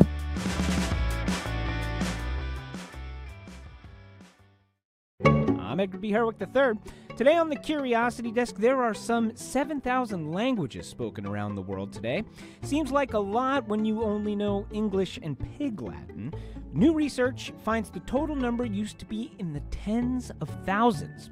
We look at how languages rise and fall, and in some cases, rise again. That's the Curiosity K-esque Day, today at 1 on GBH 89.7. Support for our programs comes from you. And Smith College Museum of Art in Northampton, presenting Composing Color, paintings by Alma Thomas from the Smithsonian American Art Museum. More at scma.smith.edu. And the Massachusetts Educational Financing Authority, committed to simplifying college planning for families over 45 years with trusted guidance, interactive tools, step-by-step videos, and more. MEFA.org.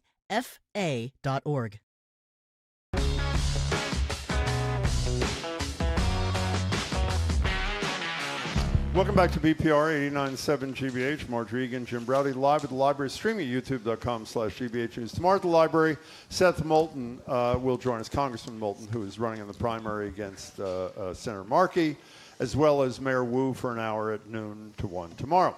Our next guest is a man with a Substack who has historically written about software industry, the business of analytics, and artificial intelligence, things that Marjorie and I know nothing about. But lately, Thomas Dinsmore's blog has been honing in on what I would call an unlikely topic for him, the Boston Symphony Orchestra, specifically since the firing of the music director, Andres Nelsons. He's done a deep dive, a term I hate, I don't know why I used it, a deep dive into the BSO's finances and draws very different conclusions than the leaders of the BSO. His Substack is Thomas W. Dinsmore, dinsmore.substack.com. And I should note, we've repeatedly invited the president of the BSO and CEO, Chad Smith, and the board chair, Barbara Hofstadter, on the show.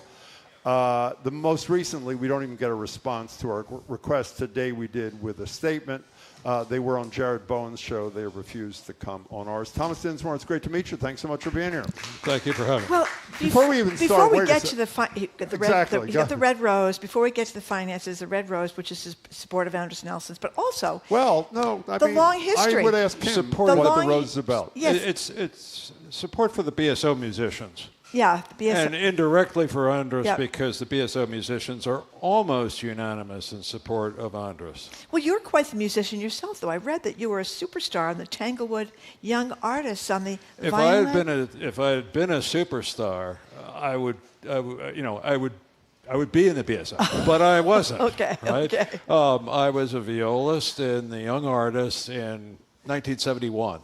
Stephen Ansel, who's the principal violist for the BSO, sat one chair ahead of me. Wow. But he was 100 times better than me. And when I say better, it's not a matter of talent that makes the difference between people who go into music and people who don't. It's a matter of commitment, energy, courage, and just the absolute passion and burning desire to be a musician. So that someone like Stephen, when everyone else was relaxing or, doing whatever people do in their spare time, he would be in the common area practicing or, performing. In other words, that is and this is true for every single member of the Boston Symphony Orchestra. These are people who are intensely passionate about what they do. They're not in it for money. And they believe that Andres Nelsons is the best music director that they've ever experienced, and better than anyone else who might, come in as an alternative. Speaking of Andres Nelsons, you wrote a piece about who you know, who you don't know, why you're doing this. First, why have you decided to write so much and do so much work around the BSO situation? And two, you don't know Andres, you haven't met Andres, Never you don't met have a relationship with him. Why are you doing what you've been doing for the last several months since he was the announcement of his firing? Why are you doing it? If you haven't noticed, I do actually feel strongly about this. No, I understand. A lot of people feel strongly and haven't dedicated themselves like you have. Why'd you do this? First of all, when I first saw the news, it just struck me, it was dumbfounding, because since World War II, no Big Seven symphony orchestra has ever just dismissed a music director. It doesn't happen. And the reason it doesn't happen is it takes a long time to find a music director that will work well. The Chicago Symphony recently hired a music director. It took them 7 years. It's a long process. And to simply dismiss Andres without any kind of a plan in place, right, it means that there will be a period of years when the BSO will have no artistic leadership. Can we get into the merits, Thomas Dinsmore? By my calculation, and I've read virtually everything I can, and we've spoken to whoever has been kind enough to join us, there are two basic reasons that have been identified for Andres' termination. One, he allegedly is, quote, not aligned on the future vision, even though his lawyer wrote a letter several weeks ago saying he was very aligned with what he was told was the vision. And two, there's an alleged financial crisis. Can we take this one at a time? Sure. Do you understand how he is allegedly not aligned with the future mission of the BSO? Because we do not. Well, I don't think anybody does, and I think that statement was a pretext because there is no clear vision. The BSO has not released any kind of a clear strategic vision. Now, I happen to have seen some documents that show me what the BSO has in mind, but nothing that they have in mind would in any way rule out Andrus's participation. So there's nothing that is substantial that, in other words, they say, for example, well, we have deferred maintenance at Symphony Hall. Well, Andrus doesn't care. Why would Andrus care? Fix the toilets, please. And so I just think that and that was in the original statement the BSO made. They made it once, and then the next statement they made, they came up with something completely different. Well, let's read one of their statements around the finances, where you have done incredibly comprehensive work. This is a quote from Chad Smith in a story by Malcolm Gay on March 13th in the Globe. Quote, "Our business has been running deficits consistently for nearly 2 decades, and over the course of those 2 decades, we've decapitalized," I don't know what that word means, you'll explain it, "our endowment by over $100 million. Could you respond to what Chad Smith had to say there, please, Thomas? Well, there's 2 parts to that statement. One is we've run deficits continuously for 20 years, and second, we've decapitalized our endowment. Can you move your mic up about an inch, please, while you're... Yes, go ahead. Hear me better now? Perfectly. Yes. Okay, Yep. so 2 parts to the statement. Please. One is we're running deficits. Second, we were depleting the endowment. Okay, so the first one on the endowment, I didn't have to do a deep dive. All I did was I went to a public source, downloaded their tax forms, and you just look at them, right? And I can't recall the exact numbers. In the last 20 years, the BSO has run a surplus in 13, they've run a deficit in 7. You look at all the other Big 7 symphony orchestras, you see a similar pattern, because nonprofits sometimes run deficits. I mean, a nonprofit that runs a surplus in every year isn't a nonprofit, right? So the first statement is just plain false. Now, I will also say that Chad and his CFO have invented a kind of a deficit measure which they've made up, but nobody knows what it is, right? I'll also add that everyone knows, and this has always been the case, that no orchestra covers all of its expenses from concert revenue, from roughly tickets. a third, right? Is right. Nobody does that. It hasn't happened in fact, never in the BSO's history has it covered all of its expenses from concert revenue, right? That's why it's a charitable organization. You need charitable donations to keep the thing going, right? So the first part of his statement is false. The second, we've decapitalized. Now, decapitalization means specifically when you invade the principle of an endowment. Okay. That's what it means. Let me read it again. We've decapitalized our endowment, said Chad Smith, to the Globe by over $100 million. What's the truth? So I went back and looked at the audited financials, which are different from the tax forms. And in the audited financials, what I found was that I can only go back to, I think, 2011, so I don't have a whole 20 years of history. But in those years, the board every year would have a standard allocation, and then it would have a supplemental allocation. Now, all of those allocations, all of those appropriations, the board is acting under its fiduciary duty, right? There's no difference between a standard and a supplemental allocation. Chad goes back, he adds up all the supplementals and say, hey, we've been draining the endowment. But what he's basically saying is, well, the board of directors has been violating its fiduciary duty. I don't think he means that. I think that Chad Smith simply doesn't understand what endowment law is. He doesn't understand what it means to say, decapitalizing the endowment, because if you go to any financial glossary, you'll see it's invasion of principle, and that's never happened in the BSO history. We're talking to Thomas Dinsmore. His Substack is thomaswdinsmore.substack.com. I just want to mention something you also wrote, that talking about that Chad Smith talks a lot about the BSO's deficits, yet the Los Angeles Philharmonic had the 2 largest deficits in its history under his brief tenure. That's there right. at the and you also invite, so there were huge deficits when he was there, the biggest they've had. You also write for Substack, you've invited people to come in and correct any mistakes that you've made as Substack. I wonder if you've heard of from anybody yet? BSO has never contacted me. I think one reader once corrected me on a minor point, which I did. Oh, and I had another credit.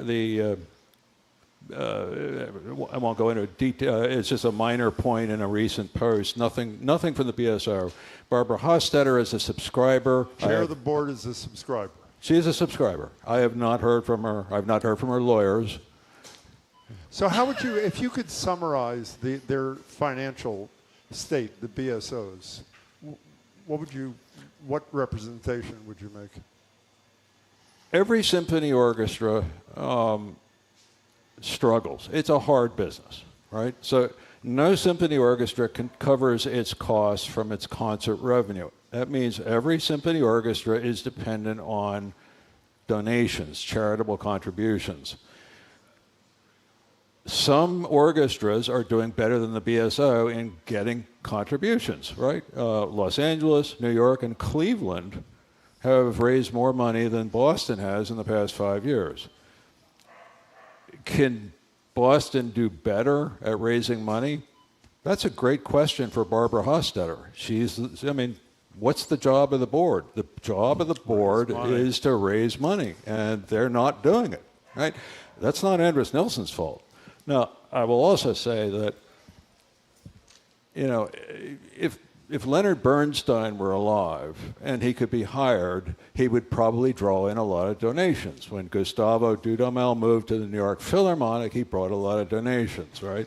So there is a role that the music director plays by creating a kind of a halo around the organization. But music directors don't go out and dial for dollars, right? So can we just summarize? I want to be clear on this. First half of the statement to the Globe from Chad Smith, our business has been running deficits consistently for nearly 2 decades. You say there have been, in fact, in the last 20 years, 13 surpluses, 7 deficits. Yes. And we've decapitalized our endowment by over $100 million. In fact, you said they haven't taken anything out of the principle of the endowment. Is that what you said? That's correct. Okay. In other words, the board has released funds from the temporary endowment for specific purposes like building the Lindy Center, right? These are all legitimate purposes, and they're perfectly allowable under endowment law, which is why the endowment is larger, as large as now than it ever has been. I'm not an expert at this. I've gone to the symphony. My mother's a musician. We talked all about the conductors over the years. I have been transfixed by Andres Nelson's performances every time I've gone to the symphony or every time I've seen him here. I don't like Bruckner at all, but if you want to hear somebody do Bruckner, he's the guy to do Bruckner. He's great. So that's my question. I grew up around here, held the BSO in such high esteem. I don't know why they've done this to him, and I can't get an answer. I think there's an end to the question. Yeah, I hope you have an answer. I have an opinion, right?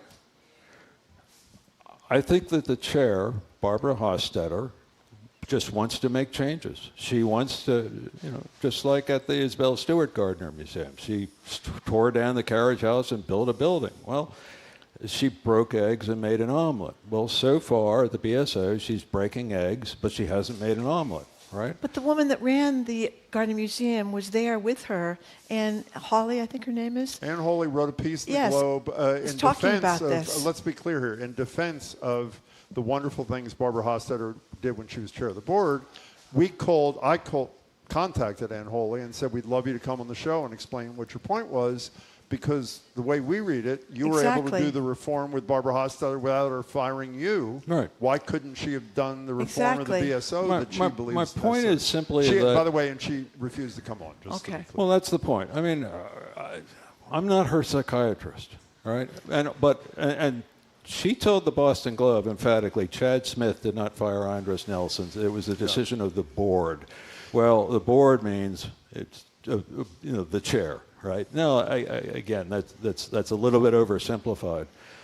But even if let's suppose you're the board. Let's suppose you decide Andres Nelson has been with us for a long time. Maybe it's time for a change. All right. So the logical thing then to do is talk to the musicians, talk to Andres, work out a 3-year transition, get Andres on board for helping find a next music director. In other words, even if there's plausible reasons why Andres Nelson should leave, the way they did it was, I would just call it incompetent. And by the way, to be Incompetent clear, and amateurish. correct me if I'm wrong, not only did they not consult with the musicians, after they notified the musicians, it was just minutes later that the press release Correct. went out. We ordinarily would not do what I'm about to do. We invited Chad and Barbara again here today. We've done it repeatedly. Early on, after the firing of Andres, they had some excuse. They were too busy internally trying to calm the storm. Those are my words, not theirs, but they said something like that. Today we got an email from their lead communications person. They can't come today in light of ongoing contract negotiations, even though they don't say Well, that that's after true. the negotiations. Yeah, but they don't say when they're over, we'll be happy to join you. We ordinarily would not read a statement when someone regularly refuses to say their side in the air, but I'm going to do it. The show, we're trying to be as fair as we can. This is from it says the statement from the BSO. BSO is committed to ensuring we have the financial resources to support our mission now and into the future. A substantial endowment does not eliminate the need to address persistent operating deficits and decades of deferred maintenance. We remain committed to sound accounting practices and responsible financial stewardship. You want to respond to that? No. Okay, good. Now, can we change gears before you leave for a second? You wrote a piece. Your headlines are generally not wildly provocative. Sometimes they are. Do you write your own headlines? Yeah. I knew you did. Okay. You had one, the title of which was The Assassin. Yeah. Do you remember that one? That got everyone's attention. Who were you talking about? Well, I think you can make that inference from reading the article. If I come out and say it, then maybe I'm subject to libel. Okay, well, I'll say, I believe it may have been David Allen, who's a Harvard guy who has regularly written about Andres Nelson's, and my reading, I may be wrong in one case, I don't think so, has never written a kind word about Andres Nelson's. That's fair. Nor do I believe, a quick reread last night, I don't know of a situation where he either talked to the musicians or mentioned that the musicians, as you did, are almost unanimous in their support of Andres. What's your take on Allen's criticism of Nelson's work? Well, number one, he's not a musician himself, right?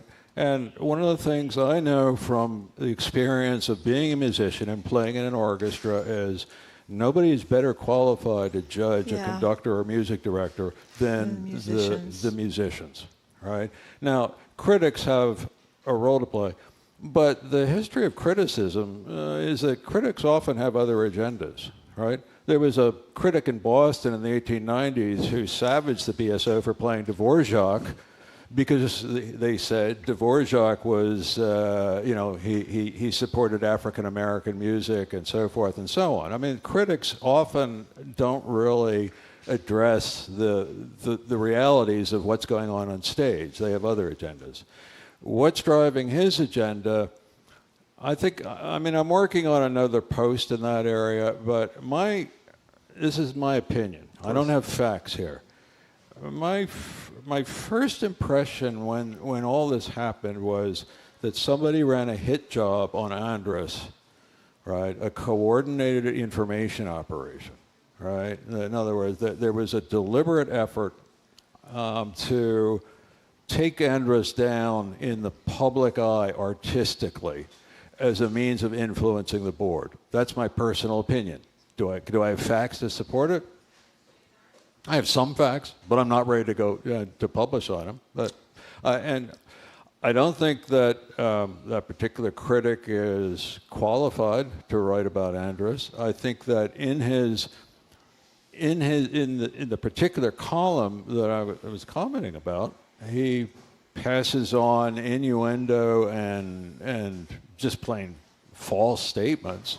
Doesn't he quote himself at one point? Doesn't he cite quotes himself as a source? He quotes a Boston Globe article that quoted him as circular logic. If I had thought of that, I would have done that myself. So, Thomas Dinsmore, I don't want you to leave if we missed something that you think is important for people who care about this treasure that is the BSO should have heard. Is there anything we didn't ask you that you think we should have? No. It's a pleasure to meet you. I hope people read your wonderful work, thomaswdinsmore.substack.com. And if there is anything that the BSO believes that Mr. Dinsmore stated that was incorrect, we will not take another written statement, but you are welcome any day to come here and respond to it. It's a pleasure, and thank you so much for your work. Really appreciate thank you very much, and congratulations for your great work. We have been speaking, thank you very much. We've been speaking with Thomas Dinsmore, whose writings about the BSO can be found at thomaswdinsmore.substack.com. That's Dinsmore, Dinsmore, thomaswdinsmore.substack.com. Okay, coming up to this quick break, we'll open the lines to ask you about our favorite story of the day, the fact that the president escaped an apparent threat in Turkey by riding home on a decoy plane. But before he rode home in the decoy plane, he was hidden away inside a food cart to escape the eyes of the media and anybody else. We're going to talk to you about that. You ever had to escape an event? It's not a food cart. It was a catering truck. Catering truck. Yes. Well, I think he was in the cart before he was in the truck. Maybe he was. I think. Okay. So anyway, I'm Marjorie Egan. He's Jim Browdy. Listen to BPR 89.7 GBH, streaming at youtube.com/GBH News. I'm Soraya Wintersmith. Today on GBH's All Things Considered, a judge has ordered a pause to the expansion of a major data center in Lowell amid community opposition. And on this week's Extra Point, the Celtics' shocking trade of Jaylen Brown has Boston sports fans talking. Those stories and all the day's news starting at 4 on GBH's All Things Considered.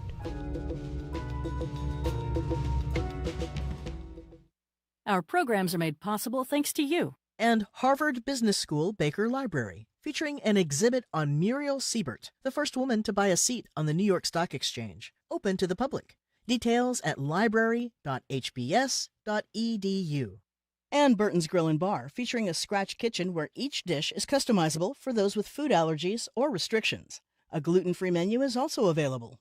Details on their allergy protocols at burtonsgrill.com.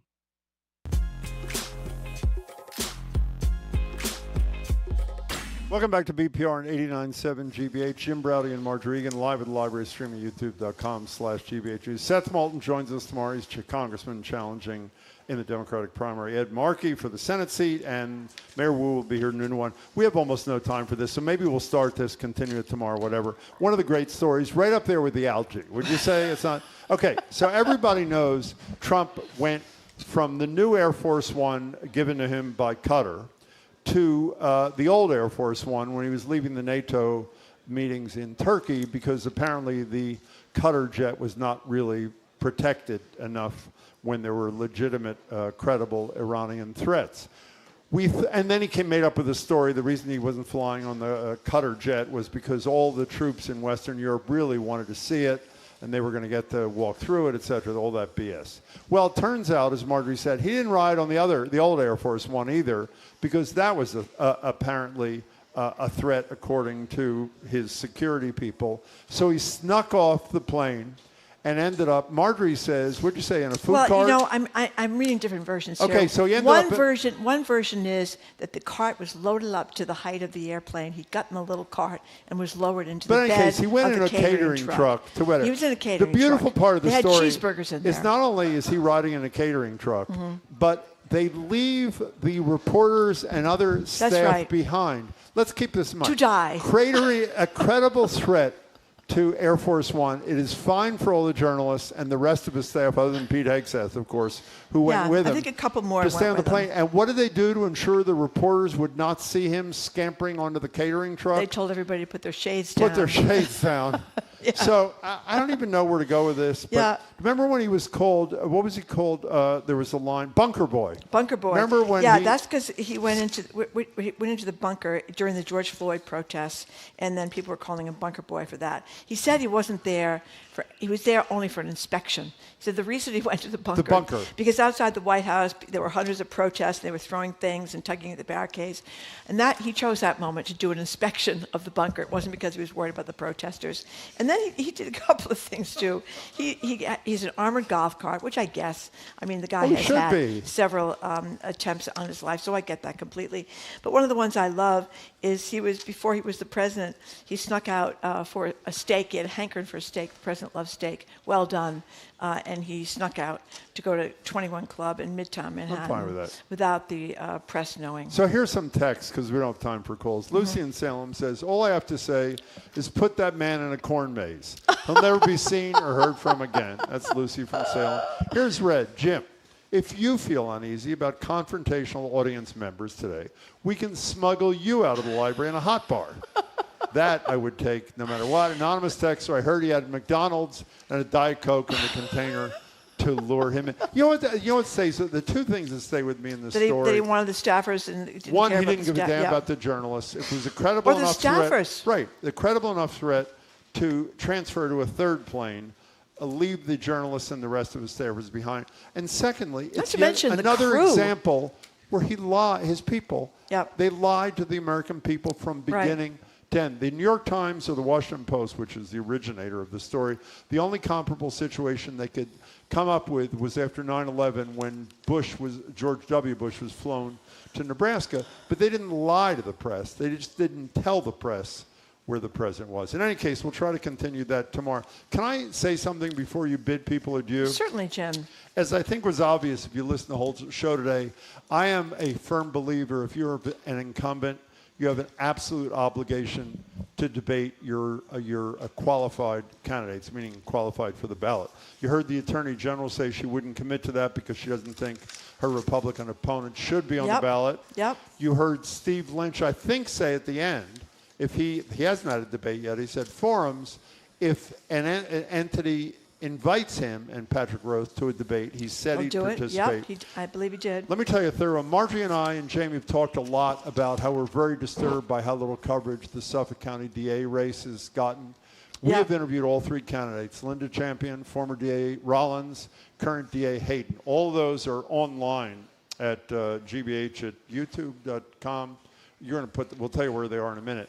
However, we decided on Friday that there had been such little coverage of this and no debates, not one, that we would invite all three candidates to debate next Friday.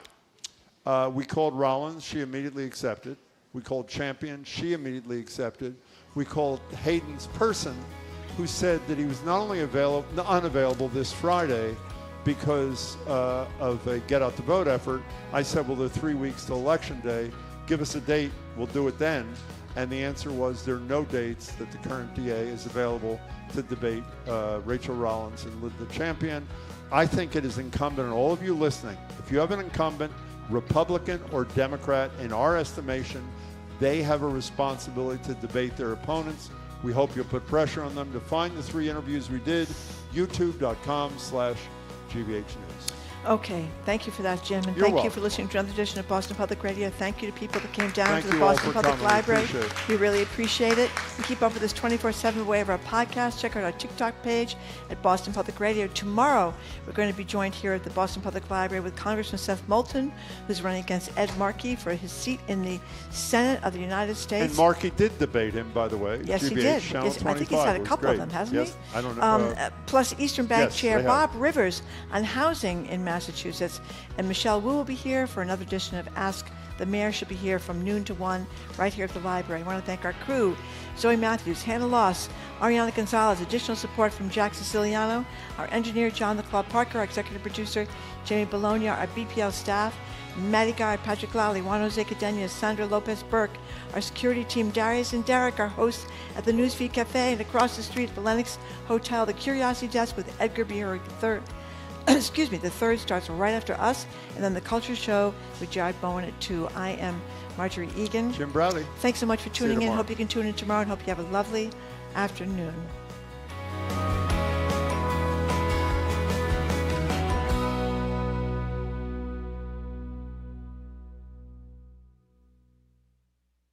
From the stories of centuries past to discoveries that will define our future. How did we get here's how-tos and more. Journey with us down the rabbit hole on the Curiosity Desk. Coming up next on GBH 89.7. Support for GBH comes from you. And South Coast Artists, presenting its 23rd Annual Open Studio Tour August 15th and 16th in Tiverton and Little Compton, Rhode Island, and Dartmouth and Westport, Massachusetts. Tour brochure downloads available at southcoastartists.org. And Modern Pest Services, providing integrated pest management for Boston homes and businesses. Modern Pest uses a prevention-first approach to seasonal pests to help target the source of the problem. Learn more at modernpest.com. You're listening to 89.7 WGBH HD1 Boston. Online at gbhnews.org. GBH News. What matters to you? I'm Edgar B. Herwick III. Today on the Curiosity Desk, little guided meditation exercise for you. Close your eyes and picture, if you will, being stuck in bumper-to-bumper traffic heading in or out of Boston. Soothing, isn't it? Now imagine that mayhem slowly fading away because we all collectively opted to take the train or bike, or if you're lucky, the ferry. Boston famously has some of the worst gridlock traffic in America. One MIT economist makes the case for not letting the dream of congestion pricing die, even if the political will isn't totally there. Then, today, 7,000 languages are spoken around the world, but new research finds the total number used to be in the tens of thousands. We explore how languages rise, fall, and in some cases get brought back to life. That's all ahead this hour on the Curiosity Desk.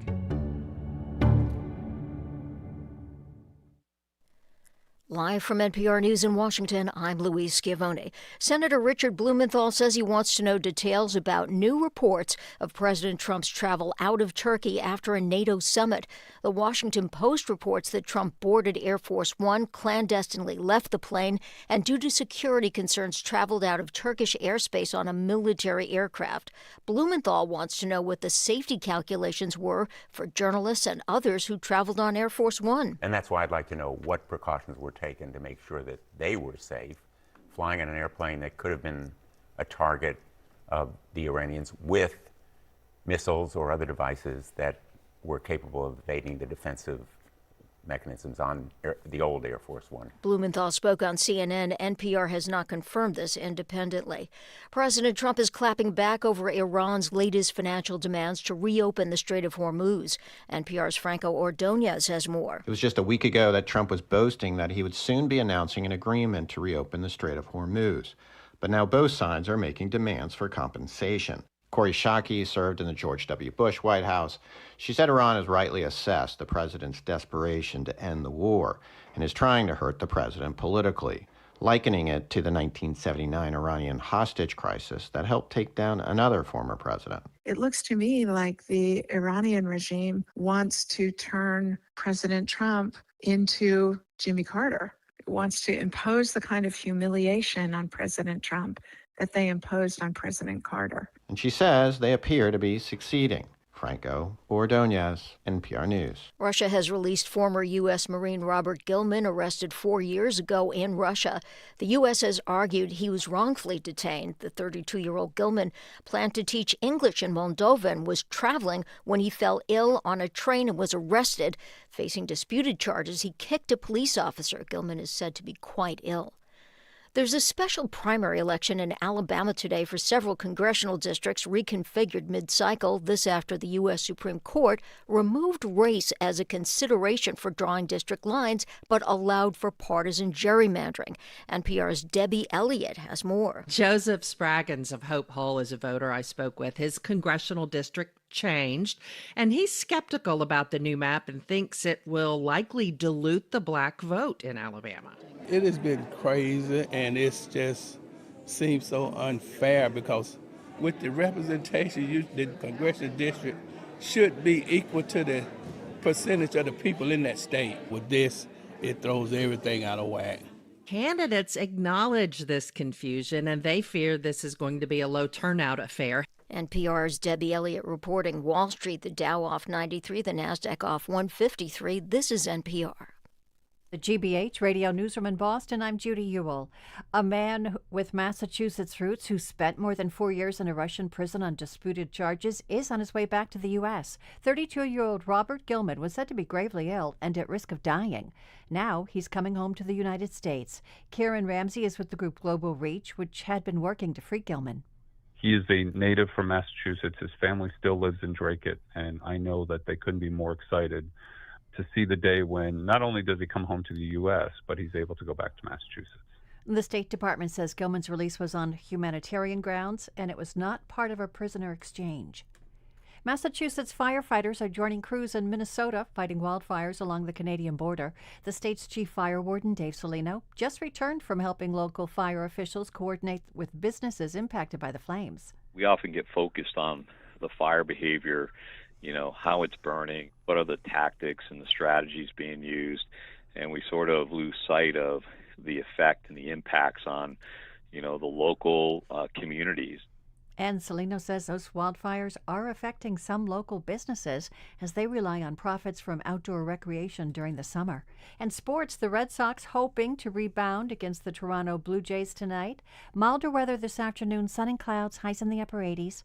Increasing clouds tonight, lows in the 60s. Sunny on both Wednesday and Thursday with a chance of afternoon showers, highs in the 80s both days right now, 85 in Boston.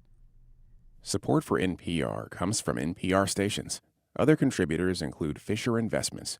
As a fiduciary, Fisher Investments is obligated to act in their client's interest. Learn more at FisherInvestments.com. Investing in securities involves the risk of loss.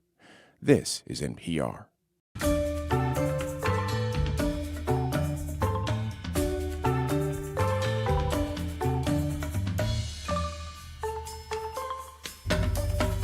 You are listening to the Curiosity Desk on GBH 89.7. I'm Edgar B. Herwick III. We're streaming live at youtube.com/GBH News. Why don't you join us there?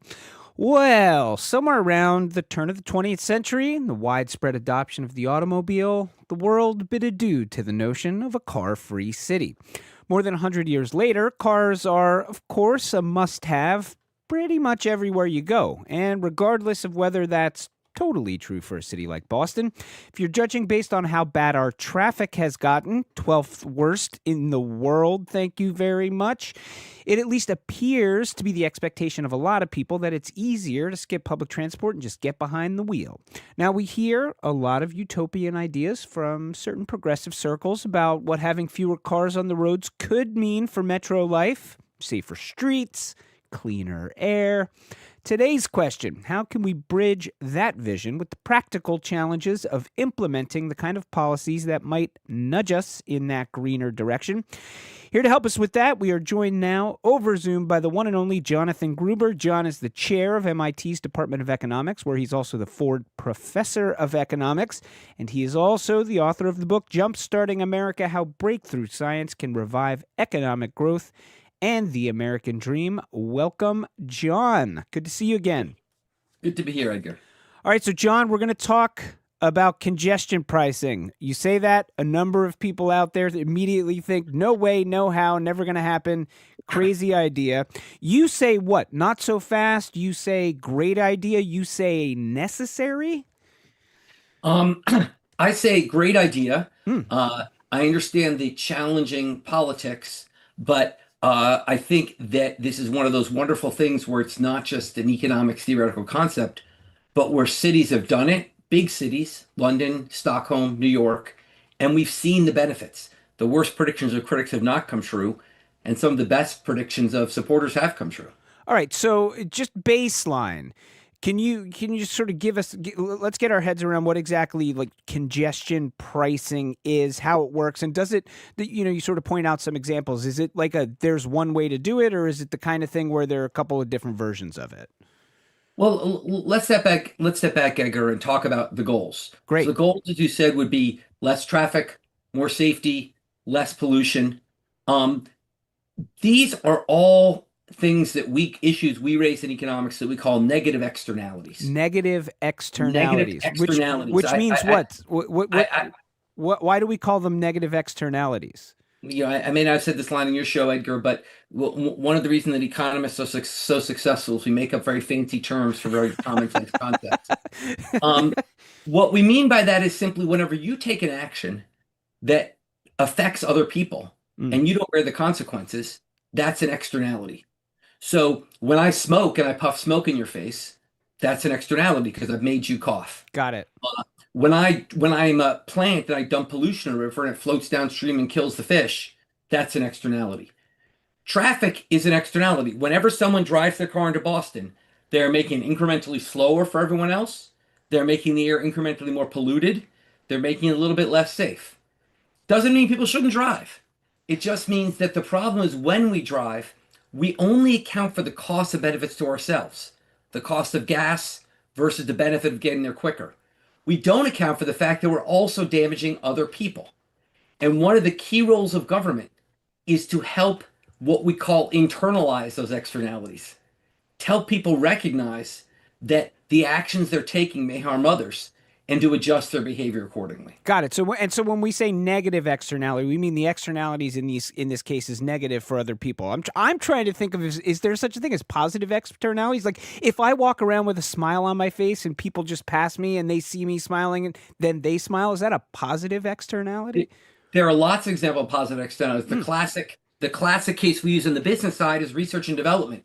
When I do research and development as a company, I'm spending my money, but what I learn can help lots of companies through what I learn.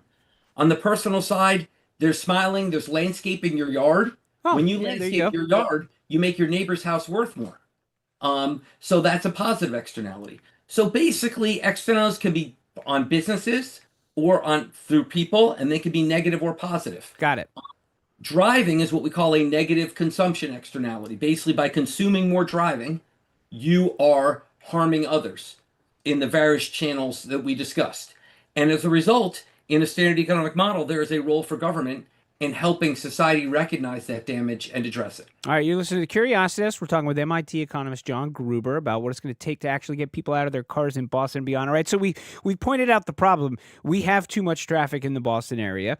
The negative externalities, I guess, have reached a breaking point. There's a lot of negative externality because there's a lot of people driving. So what do we do here? Well, I mean, you might think, well, gee, if there's too many cars, let's just have fewer cars. And that has been tried. So, for example, Mexico City tried a thing where even license plates can only drive on some days of the week and odd license plates can only drive on other days of the week. And that didn't go well? That didn't go so well, mostly because a lot of people could afford two cars and because it was hard to enforce. The cops had to squint to see what license plate number you had. There's a lot of bribery, etc. Didn't go so well. A much more successful system is say, look, let's let people decide if they're driving. Let's literally price the externality. Let's say, look, when you drive into Boston, you impose damage on others. You slow other people down. You commit pollution. So we're just going to charge you for it. We're going to have what's called a congestion tax. We are going to say, or congestion price to be more politically feasible. We are going to say that when you drive into Boston, we are going to make you pay some extra to account for the fact that you're imposing this negative externality on other people. To account for the fact you're slowing other people down, to account for the fact that your pollution is giving kids asthma, to account for the fact you're making the streets less safe, we are going to add this extra price. And so the idea is the idea. All right. So I could see one benefit is obviously you have a little bit more money to play with mitigating some of that externality. But if the problem that we're trying to solve is we want fewer cars on the road, is the idea here by raising the price, by imposing a price on somebody, it might make them think twice about choosing to drive their car. It may change the calculus for them where they say, for me, it makes more sense to drive my car in because of X and Y and Z. If all of a sudden there's a cost associated with that over time, is the idea here that at least some percentage of the people are going to say, I'm not going to drive in it every day anymore. That's the idea, Edgar. There's really two benefits in some sense that are offsetting. One benefit is it raises money. And importantly, that is money that can be recycled to improve our public transportation. So there's a natural win-win here, which is we have underfunded public transportation in Boston. We have the T is always breaking down, taking forever. We don't have enough services. That's because we don't have the money. So you could raise the money that you could then cycle back into public transportation. The other benefit is that people would drive less and ideally shift to public transportation. Now, you might quickly note those two are offsetting. Yep. The extent to which people drive less, the less money we'll raise. That's okay. We'll have some of both. But the bottom line is we can have a win-win system where some people drive less. Those who continue to drive will say, look, it's still worth it to me. The extra money they pay pays for the public transport that allows other people to drive less. All right, so you mentioned there are some places where this has been tried. You mentioned in Mexico City, they tried to get fewer cars on the road, didn't work so well. But you point out there are some major cities that have tried versions of this, London, Stockholm. How are they doing it, and how's it working? Yeah, so basically in London, there's a flat fee to enter a certain 8-mile zone between 7 a.m. and 10 p.m. In Stockholm, there's a fee that varies by where you go and what time you come in and how long you stay. There's lots of, and New York just recently put in a system, and I unfortunately don't remember exactly how they varied it. But the bottom line is that there are lots of ways to set this up. The idea is simply that there would be a monitoring system at entrance points to zones. So all the entrance points to a given zone would have to be monitored, just like we have fast pass monitoring now when you go on the Pike. Yep. And as you pass through, there'd be a charge. This would not be a dramatic new technology because we always use this. And indeed, a common argument against this many years ago is logistics. So how do we tell? Well, this is pretty easy. You just basically can zap cars as they go by the same way you do with FastPass. So you basically set that up. You then have a series of difficult decisions to make about how much you want to charge, what times it should be imposed, and importantly, who should be exempted. So basically, some critics of this say, look, some people just need to drive, disabled people, essential services, taxis. Great, exempt them. So basically, the idea would be you have a system which would exempt those who have no choice and impose a charge on those who do. You're listening to Curiosity Desk. We're talking to MIT economist Jon Gruber about what it's going to take to get people out of those cars and maybe ease some of the traffic in and around the Boston area. How's it gone for London? How's it gone for Stockholm? How's it working in New York? Is it doing what they hoped it would do? The evidence is great. I mean, in London, there's a 40% reduction in traffic, and in Stockholm, about 22%. Stockholm saw a 14% reduction in greenhouse gases. They even saw a 15% reduction in asthma. Literally, they had lower measured asthma rates. Oh, interesting. But let's look at New York. New York's a fascinating case, right? It's been debated since 2008. It literally passed and stopped. Basically, the key thing to get it across the finish line was the argument that the money would be used to improve public transportation. Indeed, in its short period of time it's been in force, it's raised $550 million a year in revenue. So that's not bad. And while it's done that, it's also reduced traffic 10 to 13%, and speeds in the New York City are up 20 to 40%. Wait, what's up 20 to 40%? Speed.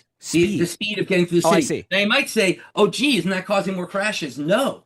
In fact, it's causing less. So while people are going a little faster, the fact that there's not so much stop and start is actually reducing crashes. So there's reduced injuries, faster trips, reduction in traffic, and a bunch of money raised. What about the notion? So, I hear you talk about these three cities, London, Stockholm, and especially New York City. And while certainly there may be challenges with their public transportation systems, they are baseline a little bit more robust than Massachusetts. Certainly the Boston public transportation system, it doesn't go as many places as it does in New York. It doesn't go as frequently as it does in New York. Certainly not London. Same in Stockholm. So, are these good comparison cities for us? When we look at the fact that it's working in places like that, it seems to me there's a variable which is, maybe their public transportation's underfunded too, but at least the infrastructure is there.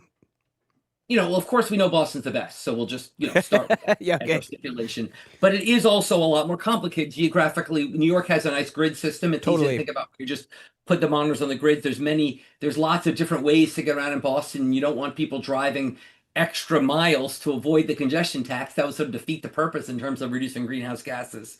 So there are logistics there. And it's true, our public transportation system, I'm not as familiar with Stockholm. It's certainly not as good as New York or London. But basically, that could be taken into account in how you design it. You could think about saying, look, there are certain areas that are served very well by public transport. Really, if you look at that sort of Back Bay area and anywhere around the Common, anywhere there's plenty of public transport there, and lots of cars and lots of traffic. You could start with that. You could just say, look, there's a small area, there's plenty of public transport. We're going to start charging cars for going in there.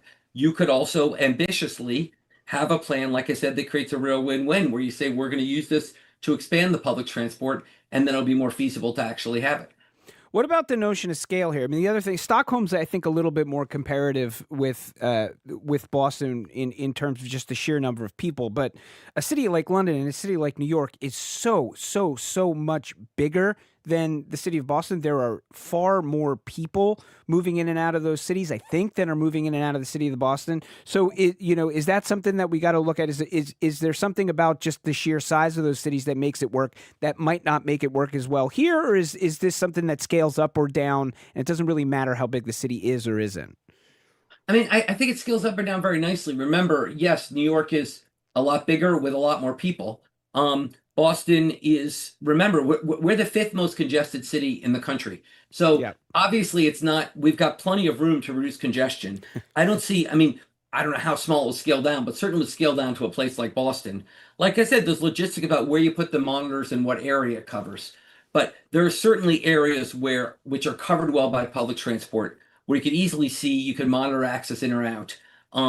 And where I think Boston could absolutely see the benefits these other cities are seeing. So what are the downsides here? There've got to be downsides here for sure. I mean, one is chiefly that, it sounds like polling that's been done. I mean, you take the temperature of people and they don't like this idea. Now, that's one potential downside, but there's got to be others. Certainly, I also wonder about, there's a long history of policies being enacted sort of citywide, and certain neighborhoods end up getting the short end of the stick. You got to be careful about that. Certain communities end up getting the short end of the stick. You've obviously got to be careful about that. You sort of point out you can do exemptions in certain cases to do that. But what are the sort of dangers here? What are the downsides? Yeah, so a couple of downsides. So one concern is communities right outside the zone get too crowded, that people end up spending too much time and driving around too much. That hasn't turned out to be true. Say New York, that hasn't turned out to be a problem. The other is logistics, and that is more of a challenge in Boston than it was in New York. And I think that's something we'd have to think about, but that's solvable. We have smart enough people in here down to solve it. I think the main concern is equity, which is what do you do about the fact that poor people can't afford to pay? And basically, this is why A, you'd want to use it to make public transport more available and more affordable. But B, you could actually think about saying we're going to recycle some of the revenues back to some of our poor citizens through, say, a state income tax credit, to help offset the distributional consequences of this. Because it will be, since anything that's a flat tax is a higher burden on the poor, right? It's a bigger percent of their income. Absolutely. And so I think that you do worry about poor people who have to drive. Poor people who are essential services, we would exempt, but those who have to drive who aren't essential services, you worry about the affordability for that group. And I think that's a concern that could be addressed through things like state tax credits to lower income residents. What's the cost of not doing something? And the cost of not doing something is not catastrophic, Edgar. It's not, let's be clear, let's not use too much hyperbole here. It just We're not in an existential crisis. We're not in an existential crisis, but we are losing every year. The best estimates are the city of Boston, the average Boston driver loses 83 hours a year in sitting in traffic. And it cost Boston almost $3 billion annually in lost productivity. Look, here's the sense in which it's coming close as existential. Boston faces the challenge. It faces the challenge of unaffordable housing and bad traffic. Yeah. That bad mix is going to get in the way of people wanting to move here. If the talented people don't want to move here, we're not going to grow. We're going to start to shrink as a city. And we could talk about housing another time. It's something else I'm working on, but we need to be really addressing these threats to making Boston a place people want to live. And one of the threats is it's just unpleasant trying to drive around Boston. Well, you don't got to tell me twice that it's unpleasant driving around Boston. So, hopefully there is something that's going to happen to change that in the near future. Sounds like you've got one idea. What's the first thing people ought to do then? Well, the first thing people ought to do is get educated on how well it's working in other places, and that could be seen If you just Google it or whatever, you can see the evidence on how it's working in other places.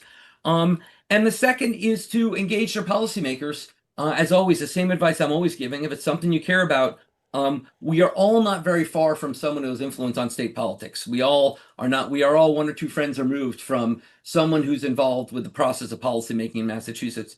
Talk to them about how frustrated with traffic and how something like congestion pricing sounds like an idea worth exploring. All right, we've been speaking with Jon Gruber, professor in MIT's Department of Economics, where he's also the Ford Professor of Economics. He was instrumental in creating both the Massachusetts Healthcare Reform and the Affordable Care Act. Jon, as always, thanks for your time. Great to see you. Good to be here, Edgar. Thanks.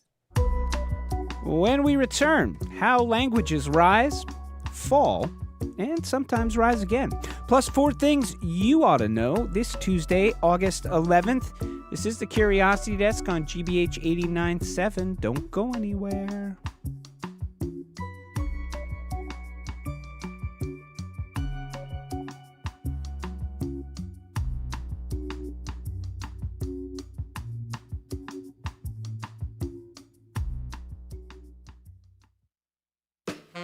I'm Jared Bowen. Coming up on The Culture Show, E. Jean Carroll spent decades as a journalist, advice columnist, and TV personality. Then she took Donald Trump to court and won, twice. Filmmaker Ivy Meeropol joins us to talk about Ask E. Jean, her new documentary tracing Carroll's unconventional life, fearless public voice, and the example she has set for women willing to challenge powerful men. That and more on The Culture Show today at 2 on 89.7 GBH.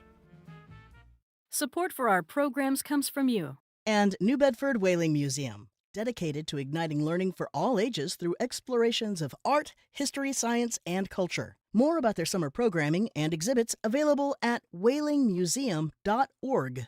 And Subaru of New England. The all-wheel drive 2026 Subaru Forester is committed to keeping loved ones safe on adventures this summer. Subaru retailer locations at subaruofnewengland.com.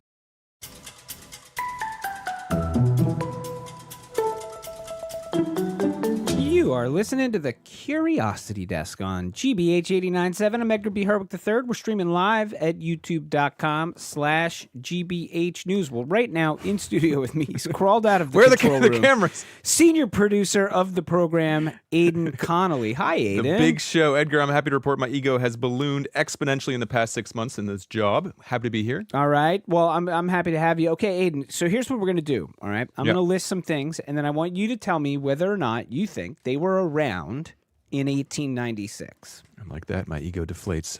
Edgar, let's take it away. Here we go. Starting air conditioning. Did they have air conditioning in 1896? That's the question.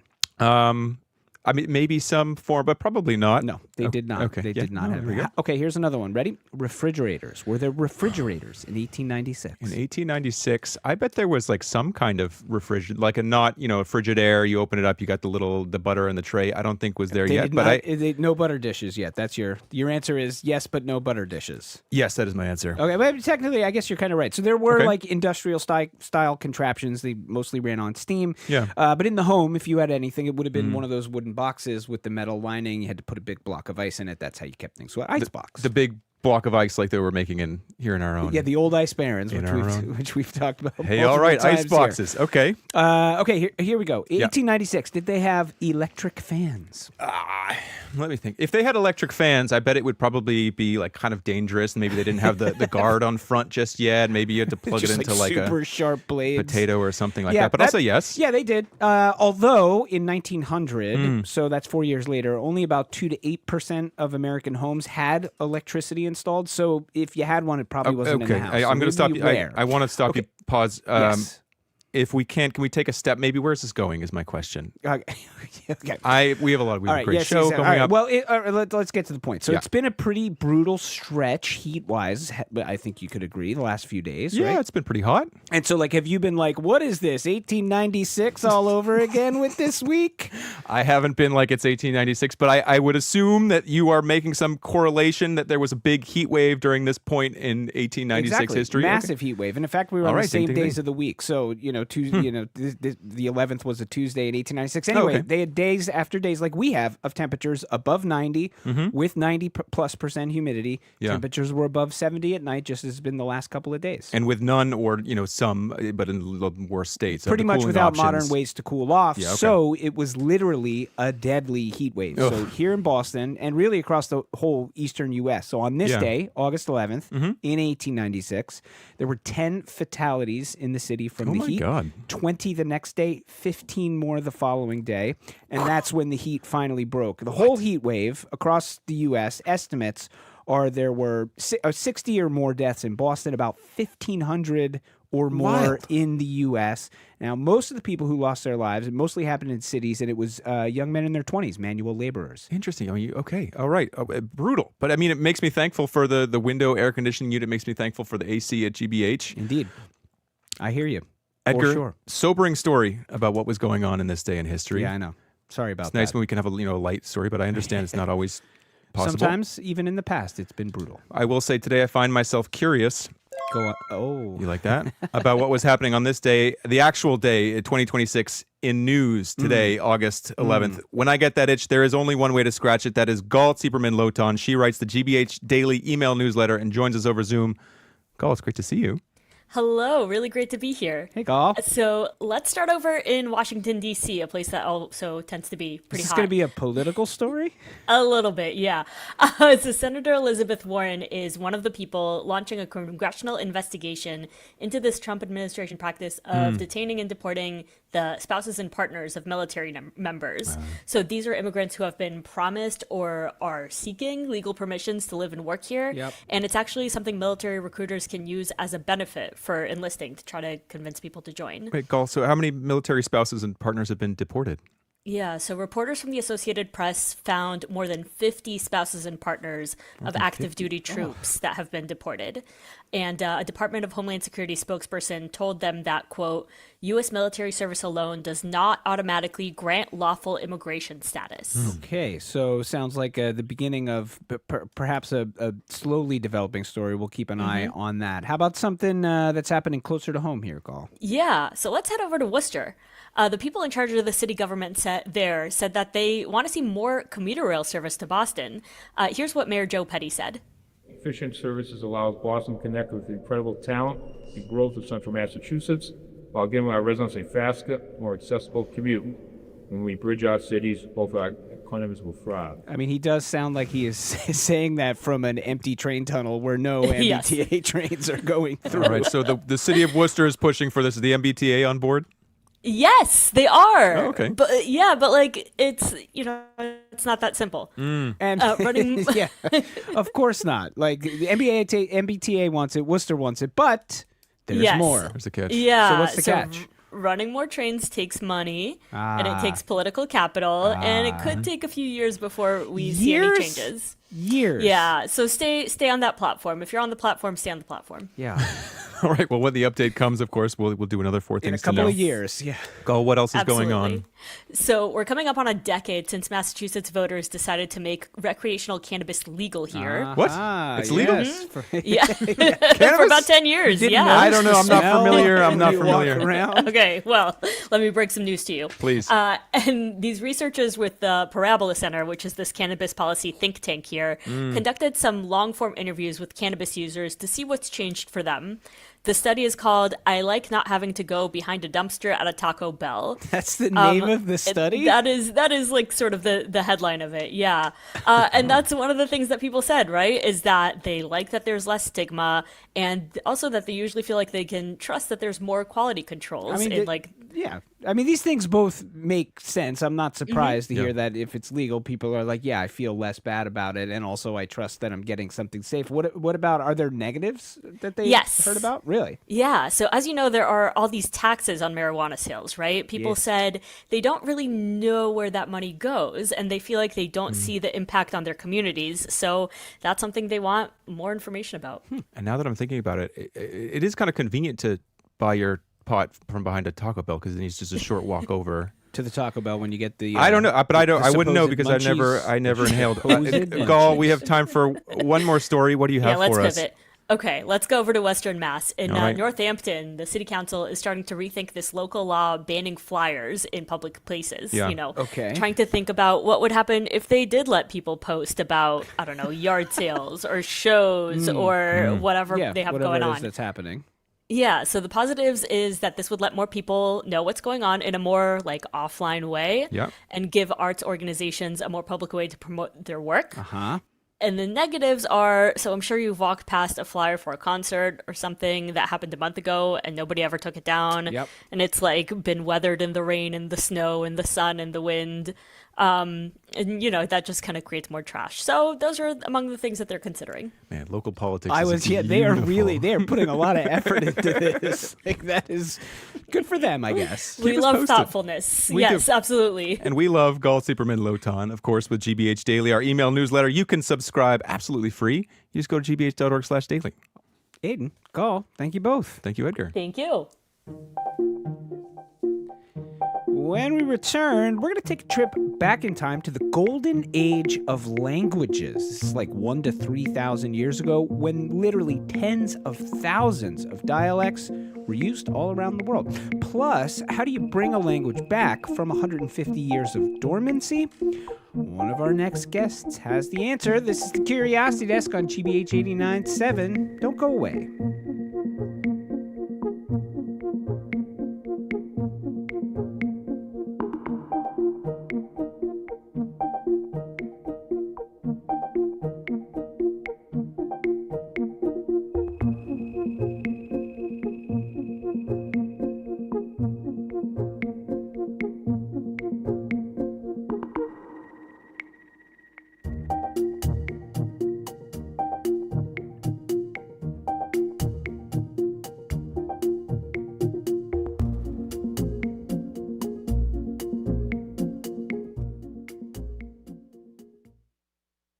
Coming up tomorrow, Mayor Wu, nice to see you. Great to see you both. Boston Mayor Michelle Wu takes your questions. We have a text from Elizabeth in West Roxbury. David in Savin Hill, you're first with Mayor Wu. Welcome. Anne in Jamaica Plain, thank you for calling. Boston Public Radio's Ask the Mayor. We know what we need to do. We have analyzed, we have budgeted, and this is about taking those actions to reach our actual goals. And so from planning and visioning to implementation.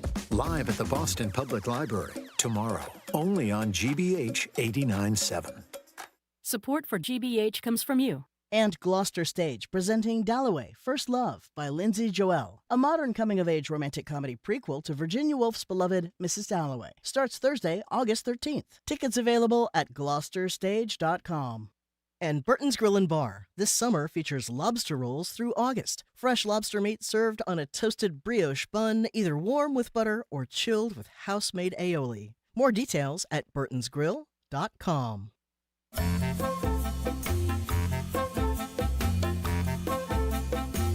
You are listening to the Curiosity Desk on GBH 89.7. I'm Edgar B. Herwick III. We are streaming live at youtube.com/GBH News. Well, around the world today, humans speak somewhere around 7,500 different languages, which might seem like a lot. But what if that number is only scratching the surface of what we once had? A new study points to a linguistic golden age, sometime between 1,000 to 3,000 years ago, where diversity peaked with tens of thousands of languages spoken worldwide at the same time. Now, the number has obviously declined since then for a variety of reasons, but one big one is due to the rise of multinational empires. Think the Roman Empire. Here to talk about this golden age of languages, we're joined now by Claire Bowern, a professor in the Department of Linguistics at Yale University, co-author of the study. Claire, welcome to the Curiosity Desk. Great to have you.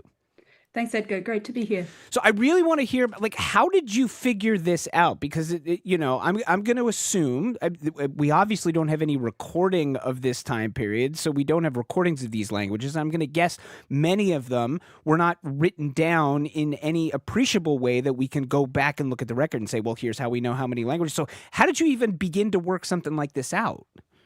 Right. Yeah, no, that's a great question. So if we think about the sorts of materials we do have, so as you mentioned, writing's not that old. It's about 5,000 years old. It's also really patchy. Most of the world's languages weren't written until very recently. Some still aren't written on a day-to-day basis.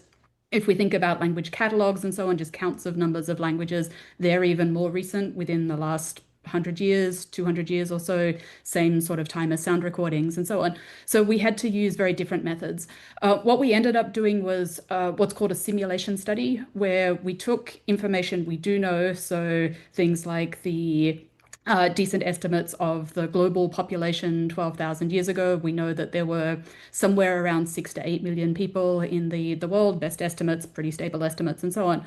We know something about the relationship between groups and languages, so how many speakers there are of a typical language of a typical hunter-gatherer forager population. And then from that, it's basically math doing the math. So we can simulate the number of groups we might have at different population levels and things like that to get an estimate. So we don't come up with a single number, but we come up with a range of principled assumptions. And from that, we get somewhere of the order of, say, 4.5 to 6,000 languages 12,000 years ago. And then we did a different simulation study to get the tens of thousands figure.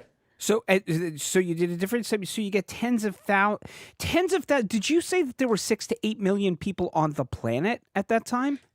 Exactly, yeah. So 12,000 years ago, humans looked very different in the sense that global population figures, how we lived, what we ate, all of these sorts of things are very different than today. So 12,000 years ago, the largest group size was probably somewhere around 5,000 people. So, if you think about, so I'm in New Haven, Connecticut, that city has about 100,000 people, and that's a reasonable size US city today. So the largest groups are tiny. Most people are living in settlements groups that are much, much smaller than that, maybe around 800 individuals, somewhere around 500 to 1,000 people. There's no money, there's no concentrated agriculture, all of these sorts of things. And then over the last 12,000 years or so, all of that changes. So we get with agriculture and the domestication of plants and animal products, so things like wheat and corn, barley, those sorts of things,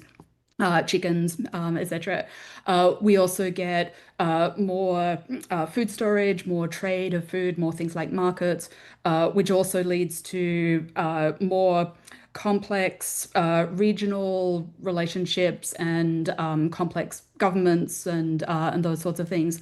And so from that, you can imagine that sort of economic work and trade work and also specialized work leads both to this sort of tension between very local linguistic diversity, but then as things get even bigger, you get these more regionalizing things, which leads to a drop in the number of languages. Yeah, it's wild though. I mean, you're talking about like fewer people than live in New York City and tens of thousands of languages being spoken. I mean, it's sort of bends your brain to think about. So, what happened? I mean, do we have sense of why the number of languages spoken worldwide? I mean, you've sort of touched on some of it there, but why is there so many fewer now? Right. So there's a couple of different reasons that we can point to. So one is the Odyssey, the recent movie, is a good illustration of a lot of these sorts of things. So, one is warfare and genocide, people killing each other. Languages go along with that. That language is probably definitely not the most important part of that whole side of things, but there are linguistic effects of genocide. Then there's the economic sides of things. So if you want to trade with someone, you probably need to know something about their language. If you want to interact with them a lot, then, or if you want to adopt their behaviors, ways of life, and so on, you're probably going to learn their language as well. So that sort of homogeneity, homogenization, and so on also goes along with that. If we think about empires like the Roman Empire, there's also linguistic policies that go along with that. So the Roman Empire, for instance, had a policy of teaching Latin to the local elites and making them Roman citizens, and then relying on a percolation effect or a trickle-down effect. And that worked in different ways for different parts of the Roman Empire. So in the places that are now France and Spain, for instance, that led to entire communities adopting Latin that then changed into Spanish and Catalan and French and so on. In other places, it left the local languages largely in place. So Celtic languages in Britain, for example. So we see a range of things. And I should also emphasize that this sort of language loss is not not a given. It's not deterministic. And we see that also with the 7,500 spoken in sign languages today. Yeah. So it's just sort of like, the evolution evolution of language is not happening in a vacuum, essentially, is what I'm hearing you saying. It's not like the ones that remain are the ones that outcompeted or are the best because of anything inherent in the language. It's a reflection of the way people have moved and changed and behaved over time. Right. Absolutely. Yeah. So what do we gain from knowing that? What do we gain from knowing that there was, once probably tens of thousands of different languages being spoken? I think that there's a couple of different answers to this question. So on the one hand, there's the more sort of abstract scientific answer that we want to know more about the past. The linguistic past is part of the past, part of the study of past human societies and so on. So just like we have archaeology, we can dig things out of the ground. We have genetics. We can look at how people have interacted and reproduced and so on. Linguistics is a big part of that as well. So the more we know about language, just in the abstract and in general, the more we know about the past. Second thing to think about is the implications for linguistic diversity today. So language is a window into human cultures and the human mind, and we tend to assume that 7,500 languages is a lot, and so maybe between those languages collectively, we've got the sum total of the sorts of variation we can see in languages. And I think this study shows pretty well that that's very unlikely. That even a couple of thousand years ago, there were a lot more languages that may well show many more different patterns than we see today. So those are the science side of things. I'd also say there's a personal aspect to language loss, language reclamation, and so on as well, that as individuals, we value our languages and we value the ways of speaking, ways of signing, and so on. So I was listening to the ads just before this segment came on and thinking, I haven't heard Boston accents like that for a while. I'm really happy to hear them again. Yeah. And so, that extrapolates up as well. All right, that's Yale professor Claire Bowern talking about a study on the golden age of languages, language loss, and the diversity of languages. Claire, thanks so much for chatting with us here on the Curiosity Desk. Great. Thanks very much, Edgar. Great to be here. So, as we just heard, many languages have disappeared over the course of human history, but one has been brought back from dormancy right here in Massachusetts. The Wampanoag Language Reclamation Project. It's a decades-long initiative, the first of its kind, to bring a sleeping tribal language back into use after 150 years. The project was co-founded by Jessie Baird, an MIT linguist whose work has been lauded internationally and earned her a MacArthur Genius Grant. And she joins us now. Welcome, Jessie Baird, to the Curiosity Desk. Sure. Good to meet you, and thanks for having me. Yeah, of course. So tell us a little bit about what is the Wampanoag Language Reclamation Project? What do you do?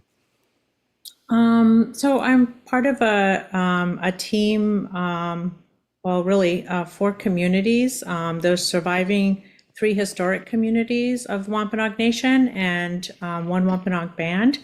And we all work together toward fulfilling a language prophecy of a time when language would return home to the people. So that involves making teaching material, meeting with the community every month to see what they would like as far as curriculum is concerned. We work on a dictionary, textbooks, and teach grammar to the teachers so that they can be trained to build curriculum sets for curriculum nests. We have family immersion camps and children's programs and elders only classes and mommy and me classes and all sorts of domain specific language nests where people get together and are immersed, as well as master apprentice, which is speakers and non-speakers or new speakers, nascent speakers getting together and having daily life in the language. That's a Master Apprentice program where we move people up the ACTFL scale from novice to intermediate high, and then we sort of train them to manage groups of speakers, and we cut them loose on the community, and we make speakers. Man, I mean, it's a robust program. The project's been going on for something like 30 years. How did you get started on this? We started having some community meetings, and I reached out to an elder educator in our sister tribe, Aquinnah Wampanoag tribe. I'm from the Mashpee Wampanoag tribe, and asked her if she had given any thought at all to language, Wampanoag language, and she said it was something that had been in the forefront of her brain for several months. So I said, great, let's see what we can do. And we both organized our communities for an intertribal meeting. And we were later joined by the other two communities. So we started with a committee of roughly around 60 individuals to just talk about Wampanoag language. And at the time, we were really unaware that we were the first American Indian people to use an alphabetic writing system. We were unaware that we had hundreds of documents written in our language that our grandparents had left for us. And we were also unaware that reclaiming a language with no speakers had never happened before, and really grateful we didn't know that. I'm really grateful I didn't know that because I might have been really. Do you think you would have given up somewhere along the way if you knew that it had never been done? You'd be like, I guess it can't be done then. No, no. I was quickly reminded in my first year at MIT by other colleagues that it had never been happened. The likelihood of it happening was slim. So I knew after I had researched on my own for a couple of years, I was made aware of that. But no, I didn't give up because it's not just me; it's an entire nation of people working on this together. So how did you do it? Like, what is the work of actually doing? I mean, you say this is something that it hadn't been spoken in 150 years. How do you get it back? Well, one thing, one of the first things I did was I was working with the late Professor Ken Hale, and he was my hero and my mentor. And the first thing we did was standardize the orthographic system, because while our grandparents were using an alphabetic writing system, at the time, everyone had their own orthographic conventions. There was no such thing, sort of like an English Oxford dictionary type of thing. Yeah. And the rule for spelling an item was spell it any old damn way you want. And so the first thing we did was standardize the orthographic system. And then I started working on a layperson's grammar and sort of just looking at the structure of language and looking what other scientists had done before me, and getting trained on how to read those papers.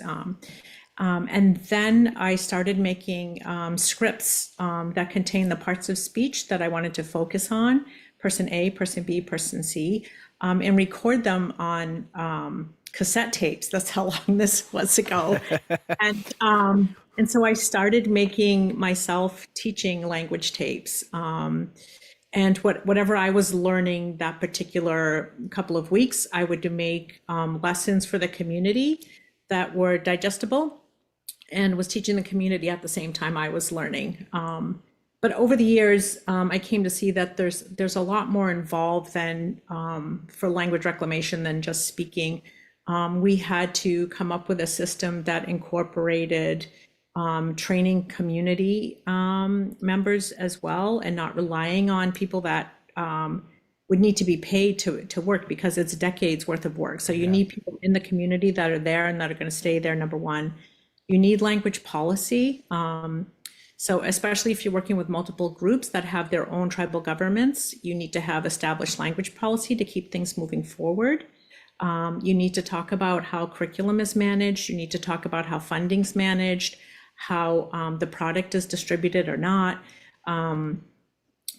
There's a lot that goes into language reclamation, more than just sort of make the lesson and go down the road. Yeah. And we've learned by trial and error. For a long time, we relied heavily on textbooks and workbooks. And I will tell you, you will never, ever make a speaker from a workbook or a textbook. So if that's your goal, you might want to look at that again. However, you definitely need those, because you need teachers that are trained. and trained to make comprehensive curriculum that is going to touch the areas you're looking at. In order to do that, they need to be trained in grammar. So everything really does have its place at the end of the day. You're listening to The Curiosity Desk. We're speaking with Jessie Baird of the Wampanoag Language Reclamation Project. What were some of the challenges you faced along the way? I mean, they must have been large and daunting.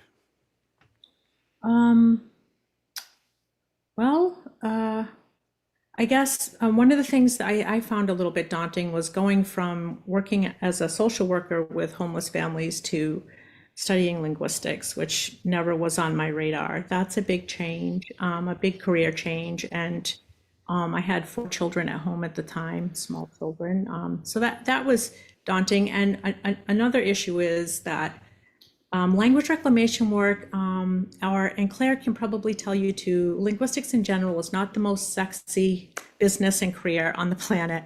And it's usually boom or bust where funding is concerned. So that's a huge challenge. Yeah.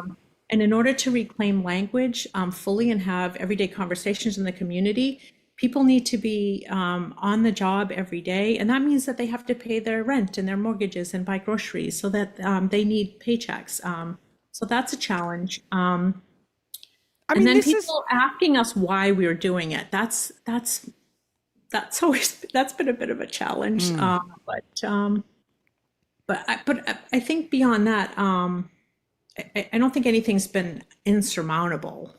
I think that this hope anybody that has something to base work on, some documentation, something there, recordings. This is a possibility for your community if that's your situation. But how did you? I mean, you point out the fact that it was a career change for you. You have 4 kids at home, and I totally get that. This thing that is driving you because you are doing it for an entire people, for an entire community. But like, how did you end up embracing being the person to do this? Yeah, I'm not sure. I think the language picked me. I had a vision, which is a little bit different than a dream. You're not asleep, but you're not awake either. It's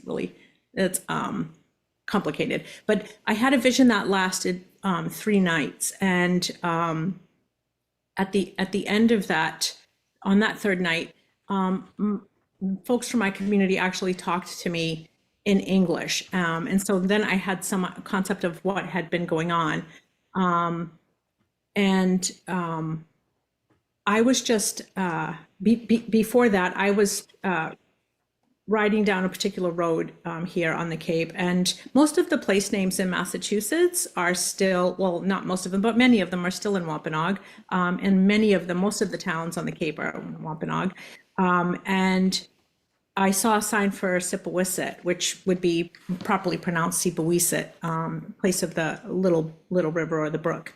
And I don't know why, but when I read that, I processed in my head, oh, hello. I think those folks are speaking to me in Wampanoag. Could that be my language? And the minute that I made that connection, the very second that I made that connection, it was like somebody reached inside of me and turned something on that had been there, just sort of resting, I guess. And I was pulled to language like you need oxygen. I just had to do that thing. I felt incredible. Well, thank you for sharing that with us. We've been speaking with Jessie Baird, MIT linguist and co-founder of the Wampanoag Language Reclamation Project. Really appreciate your time here on the Curiosity Desk. Thank you. And I am joined now in studio by the one and only Jared Bowern, host of The Culture Show, which is coming up in just like 2.5 minutes. Can you give us a preview, Jared? What's on the show today?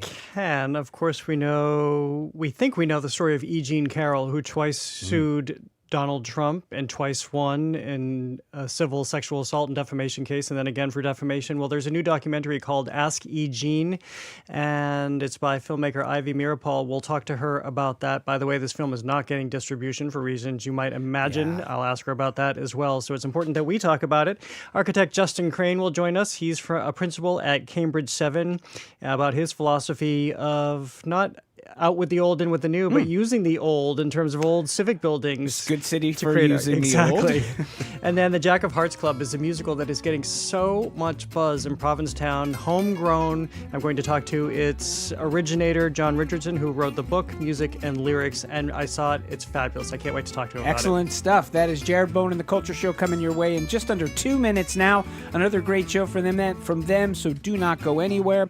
As for us, that about does it for now. The Curiosity Desk is produced by Aidan Connolly, Rachel Armani, Olivia Corcio, and Hannah Loss. Our intern is Mukta Dharmapurikar, Patty Daniels, and Jamie Bologna. Always keep us from going dormant. Our engineers, John the Claw Parker. Special thanks today, too, to Andrew Massawa and Colin Cockrell. We'll be right back here in 23 short hours. If you can't wait that long, check out the podcast version of the show. You can get that wherever you get your podcasts. Till next time, I'm Edgar B. Herwick III. Stay curious out there. What's trending? What's interesting? What's going on around town? We're talking all things arts and culture on The Culture Show, next on GBH 89.7. Funding for our programs comes from you. And Boston Ski and Tennis, offering indoor skiing and snowboarding this summer with Boston Metro's only immersive simulator experience. Available in the Newton location. Learn more online at bostonskiandtennis.com. As we celebrate 250 years of American independence, what is the British perspective of this great breakup? Could it have been avoided? Join historian Lucy Worsley as she investigates the American Revolution tonight at 7:30 on GBH2. You're listening to 89.7 WGBH HD1 Boston. Online at gbhnews.org. GBH News. What matters to you? I'm Jared Bowern. Coming up on The Culture Show, E. Jean Carroll spent decades as a journalist, advice columnist, and singular television personality before becoming the woman who took Donald Trump to court twice and won twice. Filmmaker Ivy Meeropol joins us to talk about Ask E. Jean, her new documentary tracing Carroll's unconventional life, fearless public voice, and the battle that has made her a model of modern-day defiance. Plus, can a 120-year-old building do 3 jobs at once? Revere's McKinley School is becoming a preschool, city offices, and a regional 911 center. Architect Justin Crane joins us about his design philosophy of building out the old rather than being in with the new. And we venture to Provincetown in 1963 by way of the new musical, The Jack of Hearts Club. Its creator, Jon Richardson, who wrote the book, music, and lyrics, joins us to talk about his little musical that's become a big, sold-out hit. That's all right now on The Culture Show. The Culture Show is made possible in part by a generous contribution from the Fiducia Fund, proud to support this station's arts and culture programming. I'm Jared Bowern. This is The Culture Show on 89.7 and streaming on the GBH News YouTube channel. For decades, E. Jean Carroll made a career out of other people's stories. She was a magazine journalist, television personality, and the advice columnist behind Ask E. Jean in Elle magazine for more than 25 years. Then, in 2019, Carroll told a story of her own.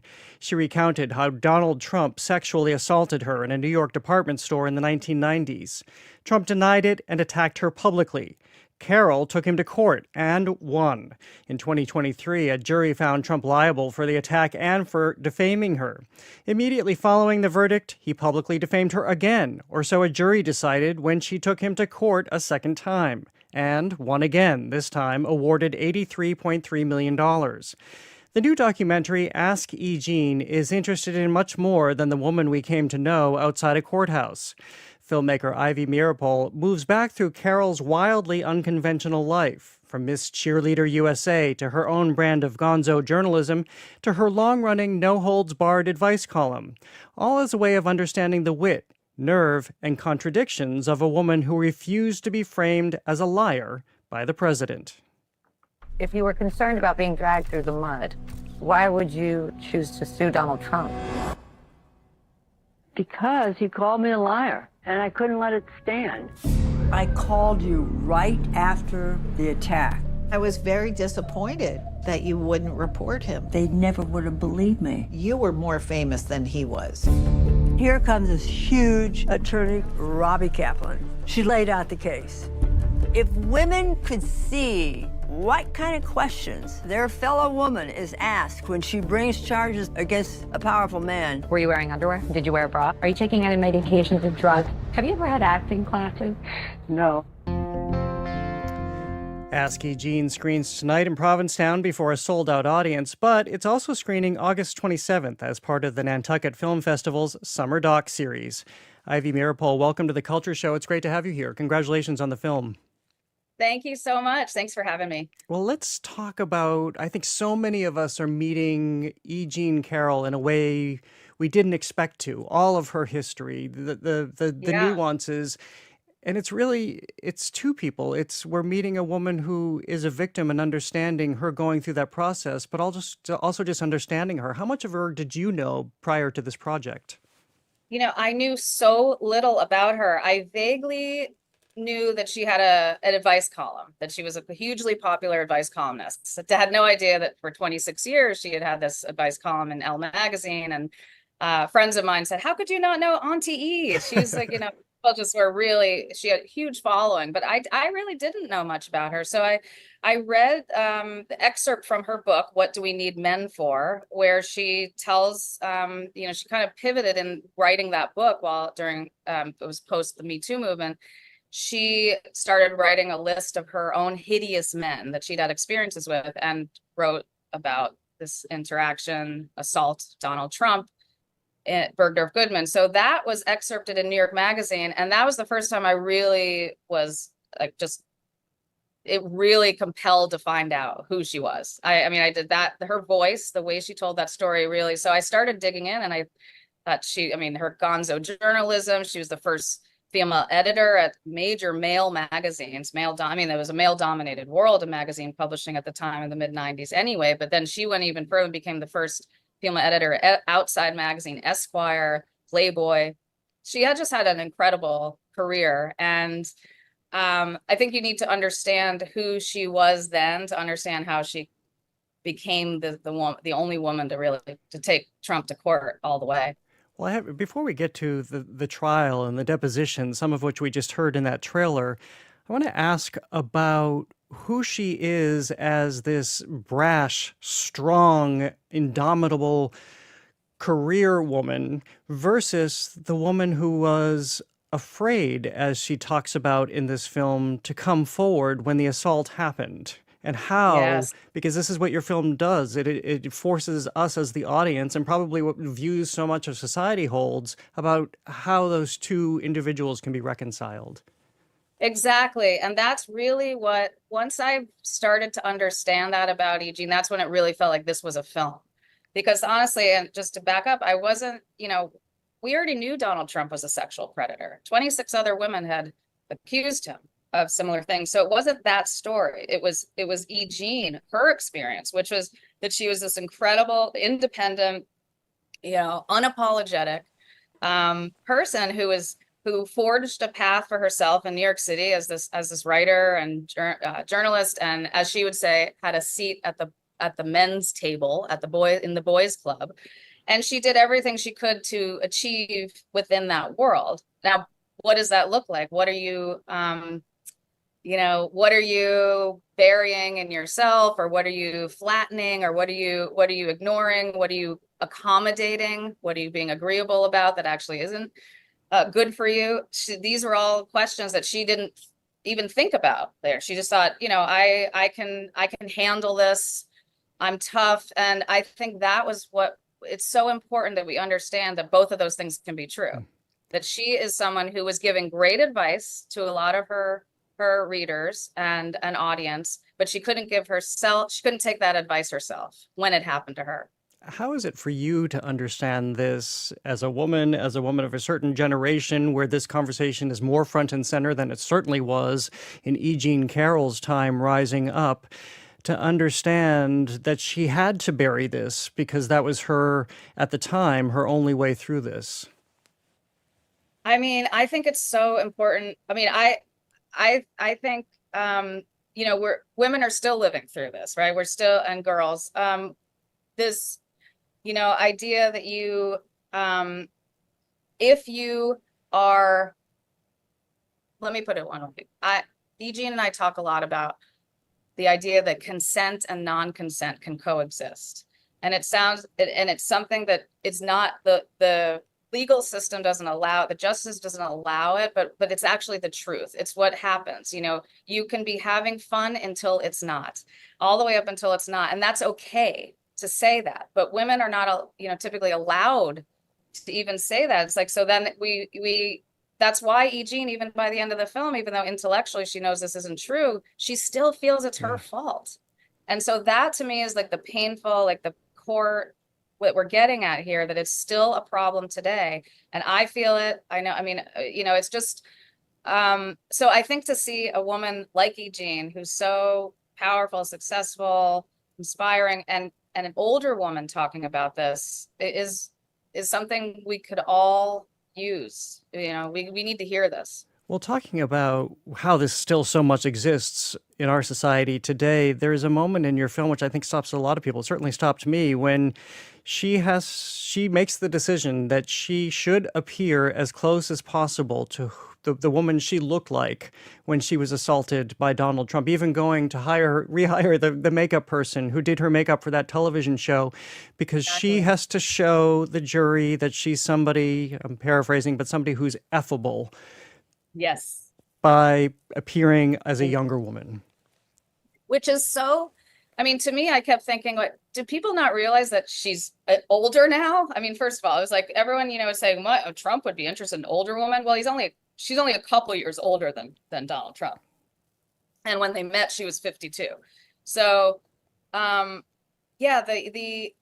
emphasis on the looks, well, it's because he was mounting, his big defense she was not my type.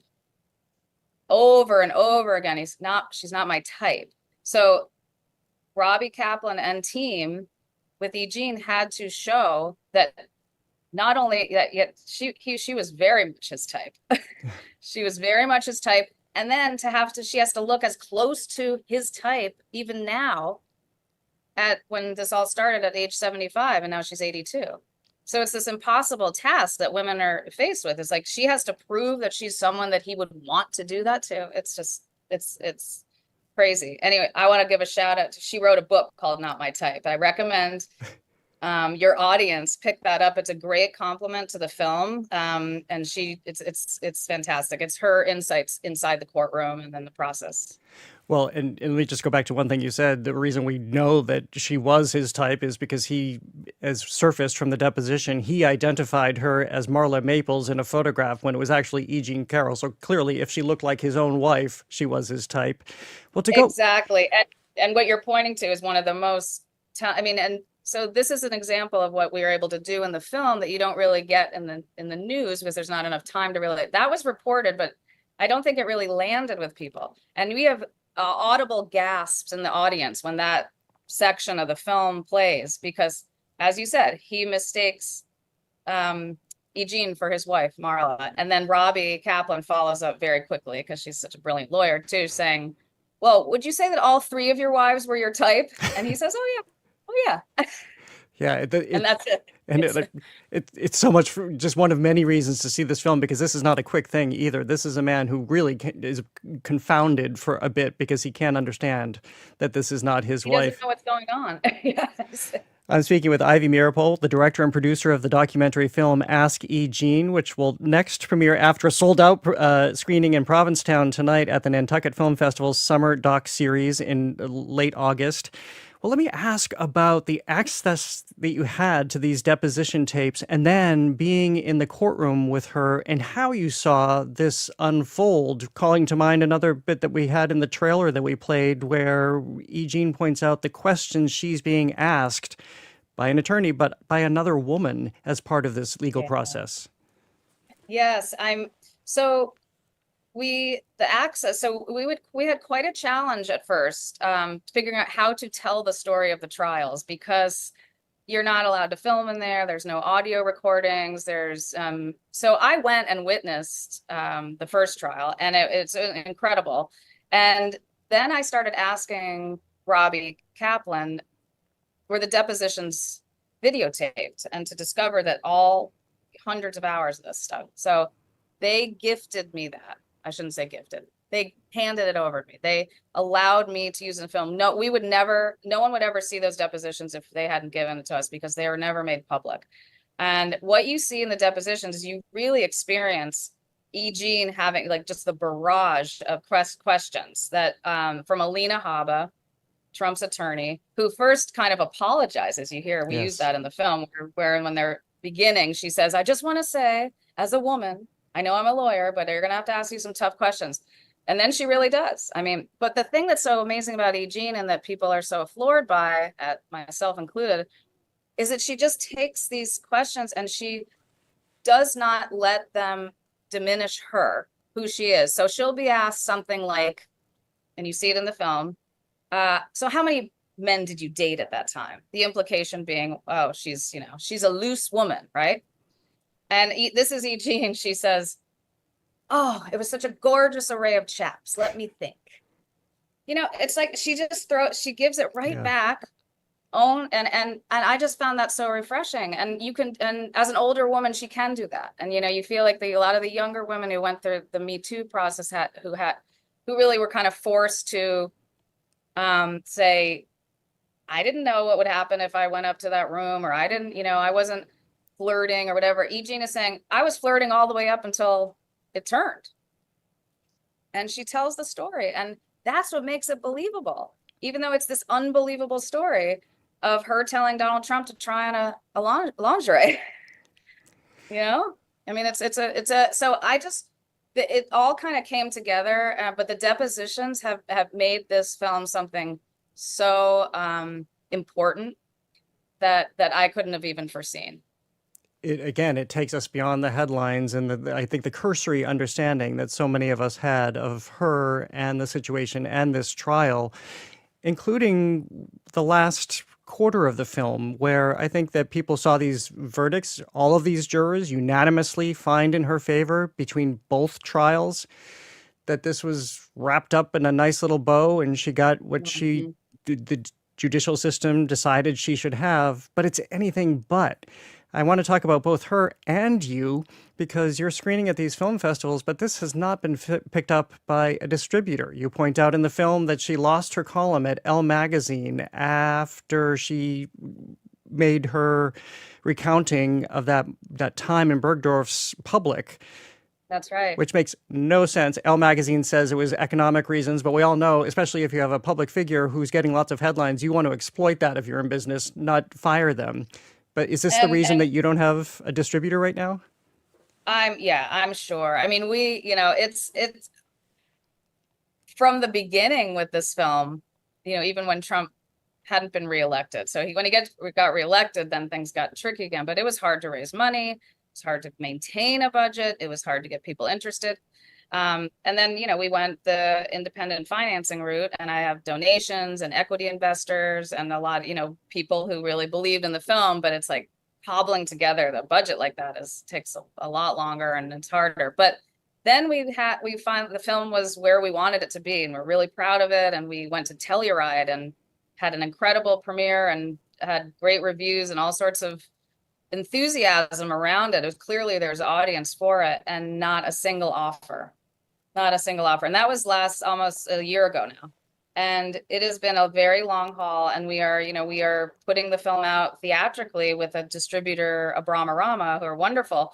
They're not a studio. We don't have like the backing and then there's no streamers making us offers either. So we have to figure that next part out after we do as many screenings as possible. But it's so frustrating because we know people want to see this. And this is what's happening everywhere. The suppression of this is considered dissent, right? It's like, I'm not reporting anything new.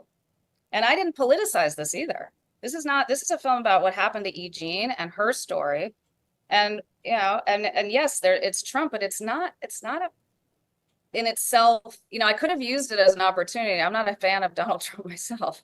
And, we could have really done a lot more with it that way, but we've remained laser focused on E. Jean's story because that was what was more important to us as filmmakers. And I just think that, people don't know that this is a film that's actually really fun and inspiring. And it's not just a slog through, painful memories. It's also I think it's galvanizing. Well, she's an extraordinary, I mean, you have an extraordinary subject there because she is so fun, especially palling around with Hunter S. Thompson. I mean, she's incredible. Anybody who spends that much time in Montana, I mean, you just have to love them for her adventuresome spirit.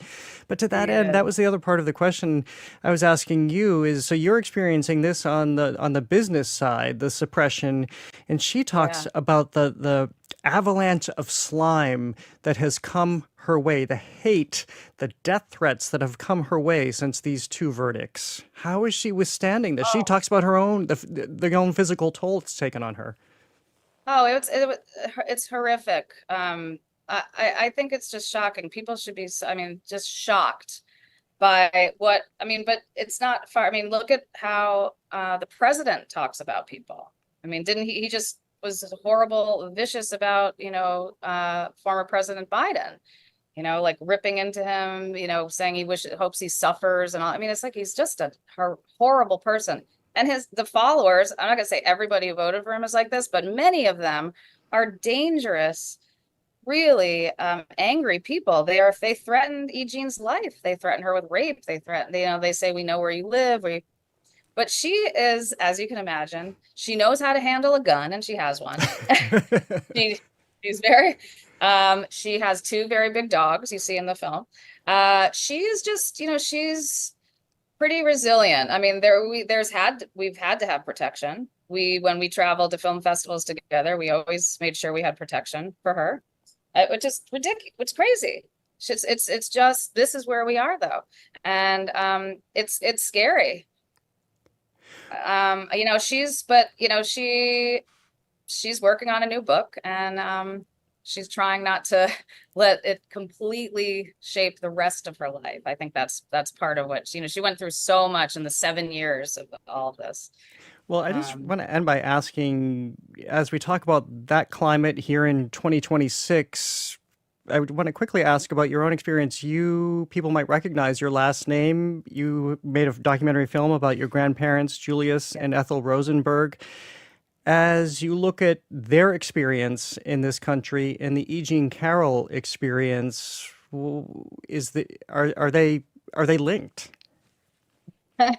Well, it's interesting because I didn't think of them as being linked when I first started working on this with E. Jean. It was all about E. Jean. But I will tell you that, I went to the courtroom where her trials took place, both trials.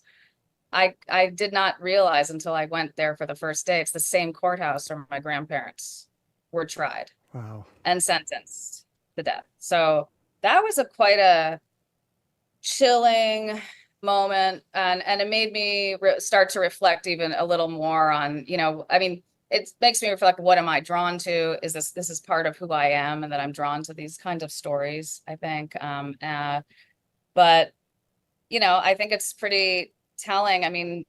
Just the only relation I can think of right now, or the only comparison, is this, that E. Jean being vilified, like that you have, and that's what happened to my grandparents.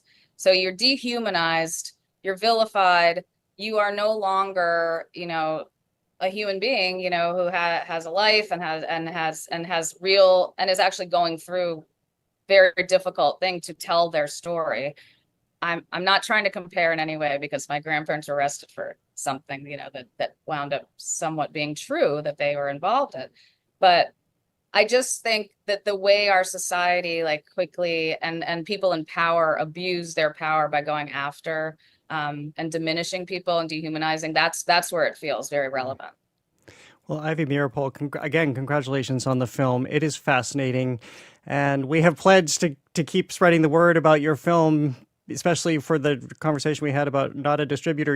I know you want to go back to Provincetown. We'll keep sharing where your film is going to be playing. Thank you so much for being with us. Thank you. It was a real pleasure talking to you.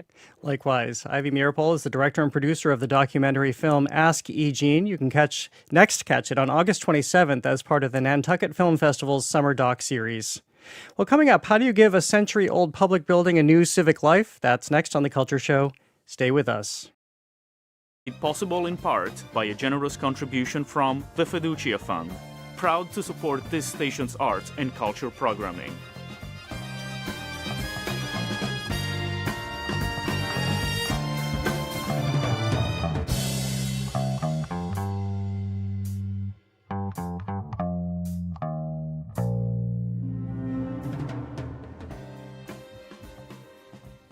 There are 26 gateway cities in Massachusetts. And in 2026, we're going to get to know them all. But we need your help. We want to cover what matters to you. We want to hear what concerns you have, what you're proud of, and what you want people to know about your community. So if you're in a gateway city, we want to hear from you. Reach out to us at gbhnews.org/gatewaycities. 26 in 26. That's gbhnews.org/gatewaycities. Funding for our programs comes from you. And the Boston Symphony Orchestra, this fall, presenting beloved classics and new music that invite curiosity and ask deep questions on creation, creativity, and technology. More at bso.org.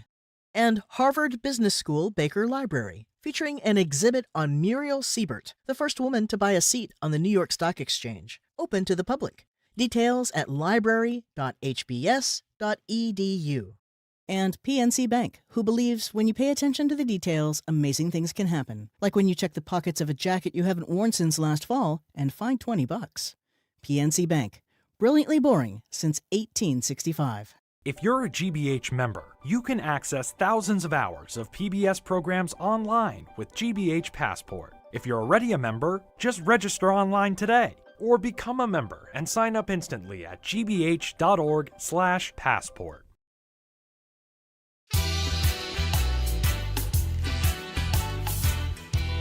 I'm Jared Bowen. This is The Culture Show, live on 89.7 and streaming on the GBH News YouTube channel. For generations, the McKinley School in Revere had one job: educate children. Now the historic building is being asked to do something considerably more complicated. Its next life will put preschoolers, city offices, and a regional 911 dispatch center all under the same roof. Each comes with radically different demands, and all of it has to fit inside a building the city will preserve rather than tear down. It's a vivid test of civic architecture. How do you make an old public building work for the way a community lives now and in the decades to come? Justin Crane is a principal at CambridgeSeven and part of the team transforming the McKinley School. His design philosophy, that is very much centered on the reuse of our now historic buildings. Justin Crane, welcome to The Culture Show. It's great to have you here. Thank you for having me. It's great to be here. Tell me about your interest in architecture as we look at our existing landscape, especially in a region like this one with our very historic buildings. It's an exciting time to be doing renovations and adaptations of historic buildings because a lot of the work that I do is civic architecture for city governments, and they're trying new combinations of activities, which is driving new types of architecture in these historic buildings, holding things that the people who designed them originally never could have imagined together. And what it does is that it brings new life to old buildings. It allows for revitalizing civic landmarks like the McKinley School.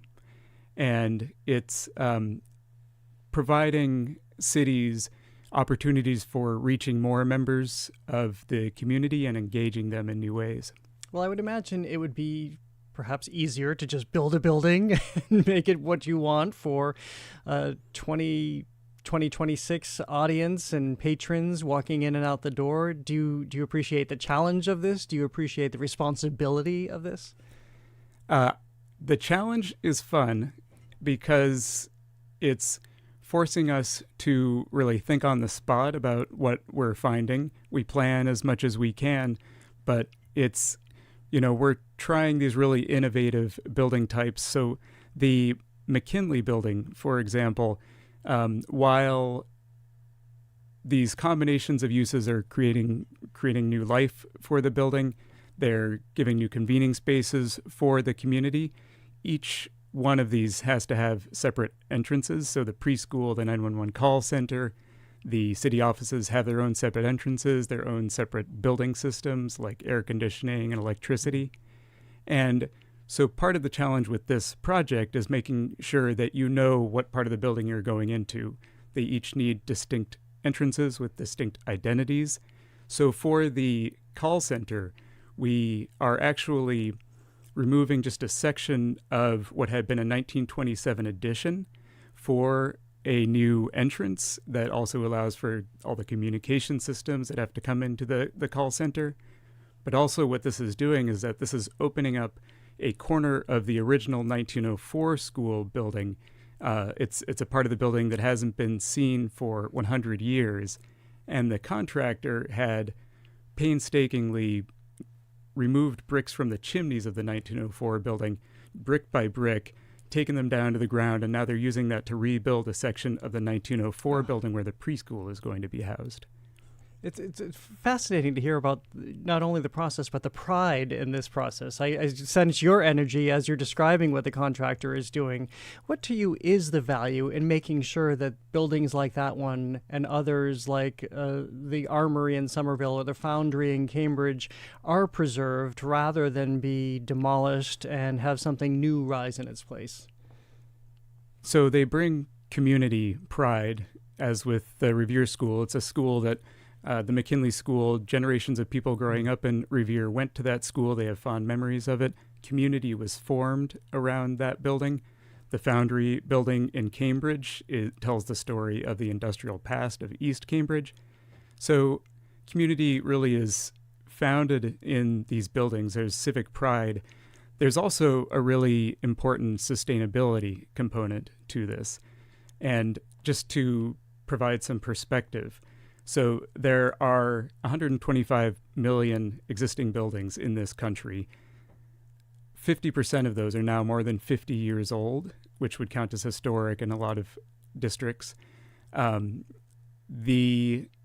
If you keep those buildings and put these new activities inside those buildings, you are saving about 50 to 75% of the carbon dioxide that would otherwise be released into the atmosphere building a new building.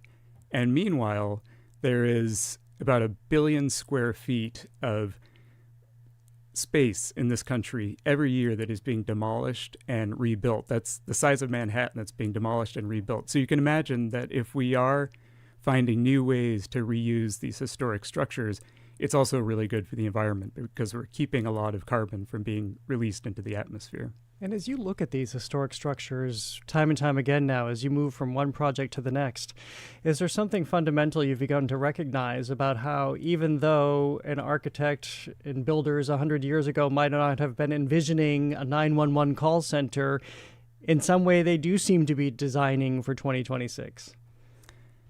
It's an interesting question. There are aspects of the way buildings were designed, say, 100 years ago that still work really well. Because they relied more on natural lighting, they had tall, frequently spaced windows that we take advantage of now for natural lighting. There are other things that we are correcting in all of the civic buildings that we're working on now. So, for example, if you think of the sort of classic 100-year-old city hall or school, you have to go up a big flight of steps to get into that school. And that's not universally accessible. In other words, if you're in a wheelchair or you're pushing a stroller, you need to use another entrance. And so that's something that we've been making better on all of the buildings that we're working on. We want civic architecture to feel welcoming to everybody. At the McKinley building, the preschool first floor is about 5 feet above ground level. And so working with Landscape Architecture Agency, we are designing a ramp that goes through a landscaped berm and then cross a little bridge that goes over a rain garden. So it just seemed like a delightful, joyful way to arrive at school. It also distinguishes the entrance and it makes it, again, accessible to everybody. That sounds gorgeous. I'm speaking with Justin Crane, principal at CambridgeSeven and part of the team transforming the McKinley School, which we're talking about by way of example. What drew you to this work and wanting to do this very specific work? Well, I actually started out in filmmaking, which we might talk a little bit more about the founding of CambridgeSeven and how interdisciplinary and collaborative it is. And the thing that I really like about film is the stories that it tells. And historic buildings have long stories to tell. The Foundry building is another good example. And if you walk into that building, you'll see that there's an interpretive graphic that we designed. I just want to mention for people that we're talking about a building in Cambridge that now houses many arts programs and making and things of that nature. And this graphic relates the making that's happening in the building now to the making that happened in that building 100 years ago, because the Foundry building was actually the site of labor action in the early 20th century that led to the passage of the first Minimum Wage Act for women. And so it ties what working conditions were for women in factories 100 years ago to what's happening in STEM now and how they are still underrepresented. And by way of further explanation, the Foundry is another really interesting example with a funding model that I had never heard of before. The ground floor of the renovated Foundry building now houses all sorts of arts, maker spaces. The top 2 floors are market rate and nonprofit office spaces. And so the profits from those offices, which are located in Kendall Square, the profits from those offices support all of the public programming happening on the ground floor. Which is just fabulous. I know that libraries across the country are looking at that same model. Well, you're a filmmaker. Like a journalist, you can create a narrative. My next question was going to be about CambridgeSeven and to tell us about the philosophy of your architecture design firm, which also, I experienced it recently because it has a great public gallery open during your office hours for artists who are putting their work on view. And that gallery is in the spirit of the founding of CambridgeSeven. It was founded in 1962 by 7 partners, and some of them were architects, but they also represented other disciplines: urban design, exhibit design, graphic design, filmmaking. And they joined together to enter an international design competition to design the New England Aquarium. And the idea was that they would bring together all these disciplines to make, to synthesize them into a total experience at the aquarium, the graphics, the exhibit design, a space that you can move through to experience it. The gallery was founded by Paul Dietrich, one of the original 7, and it was founded in 1999. He was looking for a way to give more opportunities for artists. At that time, it was artists with whom CambridgeSeven was collaborating. The gallery now features a wide range of artists. But the idea was to give them space, to give them opportunities to advertise their shows. We are in our 100th show now, and artists can sell their work from the gallery. We don't take any commission from what's there. Which is just incredible and such an opportunity for artists, as we've been talking about on the show a lot lately, including yesterday, how the economic pressure is on artists right now. So it's fabulous to hear that. Before you go, I have to also ask you about something so many people are familiar with that is directly tied to CambridgeSeven, and that is literally how we look at the T, at least maps and the T logo. CambridgeSeven is behind that design. That's right, and this goes back to the interdisciplinary collaborative founding of CambridgeSeven that I was talking about. So in 1965, the MBTA asked CambridgeSeven to come up with graphic standards for the MBTA. Before CambridgeSeven came along, the lines didn't have colors.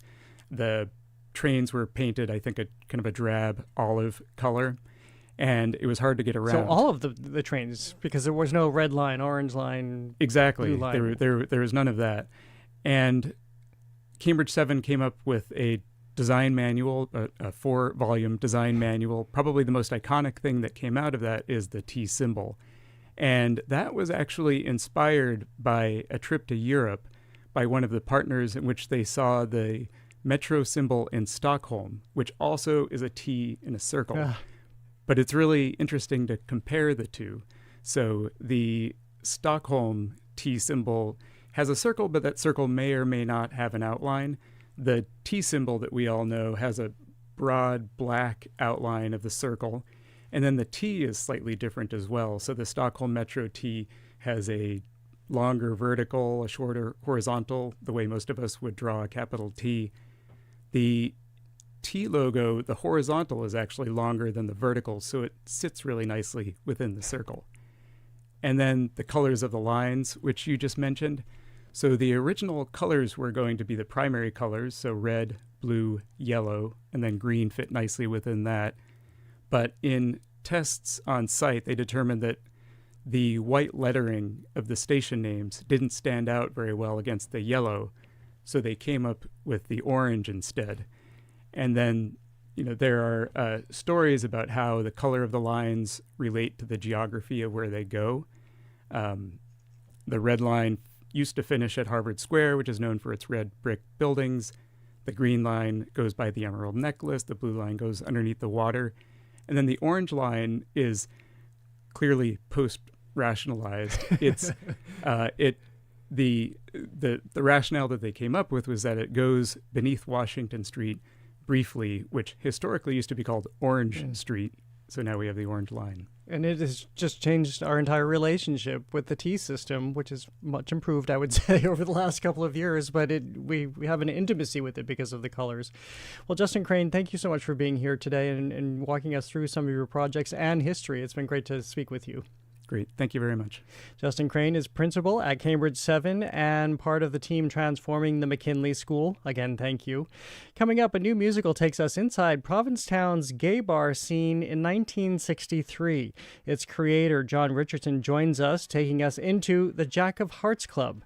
That's next on The Culture Show. Stay with us.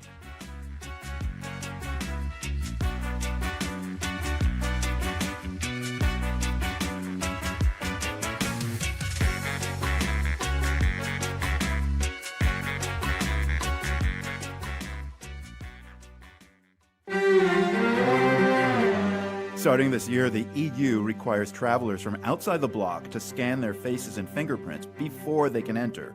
The new rule has created long lines, missed flights, and boundless frustration. I don't even have words. It's been 5 hours now. I feel like I'm going to have a nervous breakdown. Hear that story next time on The World. This afternoon at 3, here on GBH News 89.7.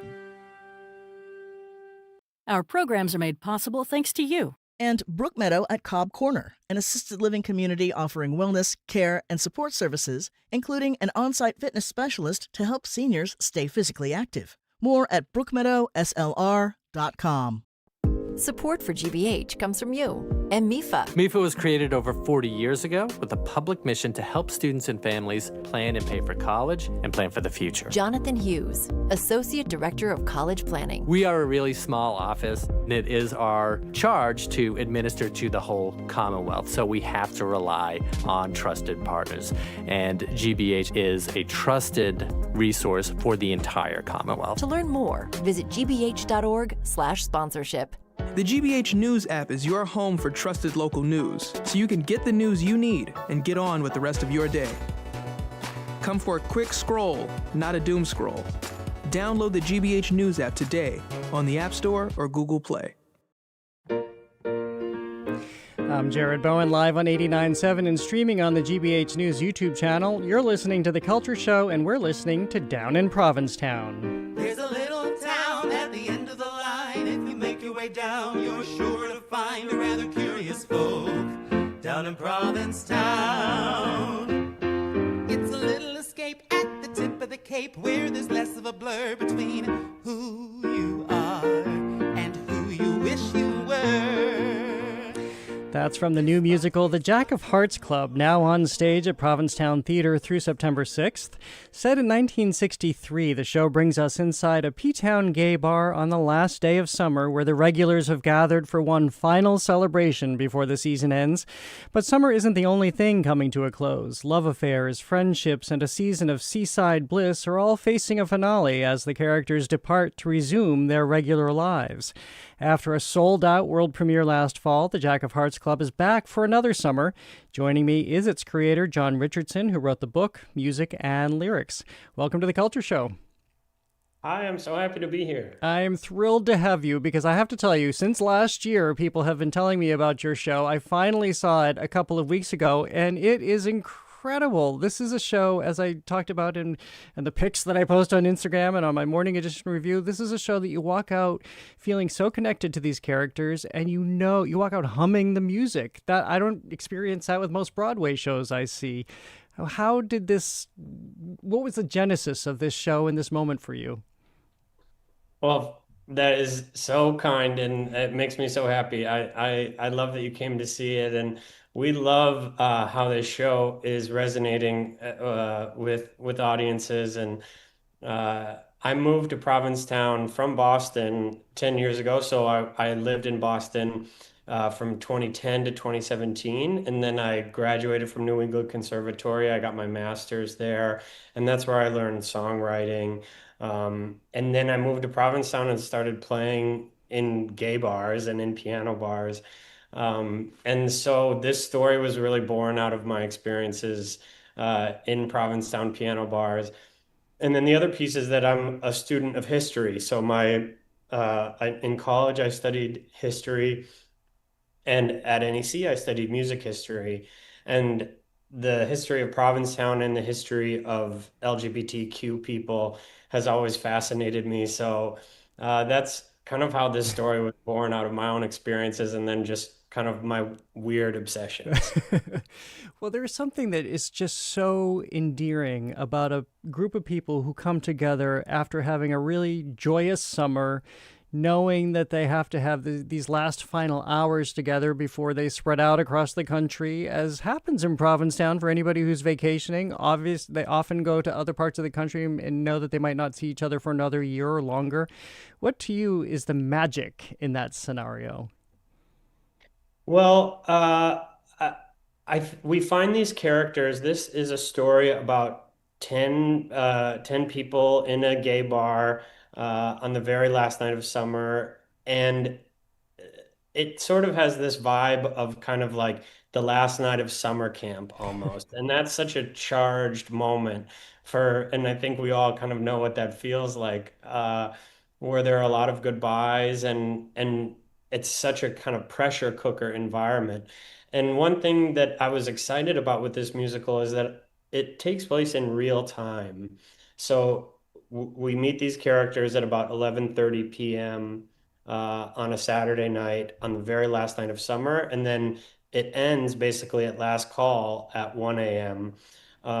And in that time, they all need to work out all their little kind of love affairs and heartbreaks and all their goodbyes. And, we're really watching a kind of family have to say goodbye or find belonging there in Provincetown. And so that the fact that it's the last night and that they're all leaving was excellent kind of dramatic material for me to work with. Yeah, something that people have pointed out, and I noticed too, is that so many of these stories involving the gay community often include some sort of violence or trauma, but that is not the case in your musical, just as it isn't always the case in real life. Was that by design?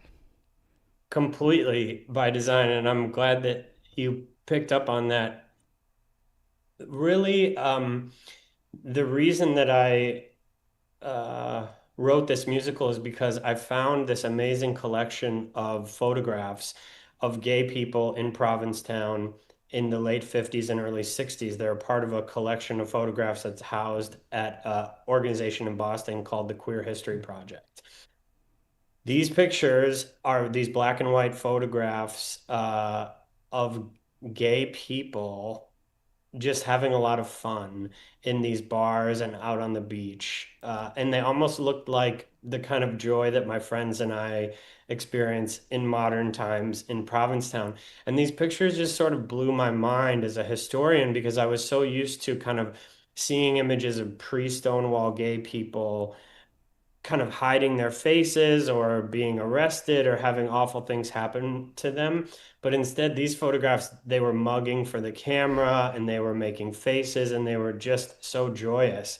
And I thought that that's a sort of missing piece in the lineage of telling stories about our queer ancestors, is that this is a musical all about gay people pre-Stonewall, but it's not based in any kind of gay trauma.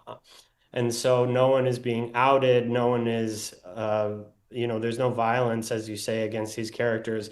All the drama is entirely kind of internal, and we're not just because I focus really exclusively on these 90 minutes that we meet these characters, I really didn't have to focus on how much oppression they would have faced in the outside world. And so that was really important to me, to kind of give these characters, who are all fictional people that I made up, and who are played so beautifully by our amazing cast. But I wanted to give those characters a night of pure joy. Well, speaking of that, joy, and by the way, if people are just tuning in, I'm speaking with Jon Richardson, the creator of the Jack of Hearts Club, for which he wrote the book, Music and Lyrics. It's on stage at Provincetown Theater through September 6th. I would encourage you to look at tickets now, because the last time I checked, there were a number of shows sold out, just like last season sold out. But let's go to the music again. There's a song that I really, really loved, because I realized that let me ask you about this on the other side, about just how much you harken back to the old musicals, because I feel like I heard everything from Rosemary Clooney to Ethel Merman and just some of these great styles coming back.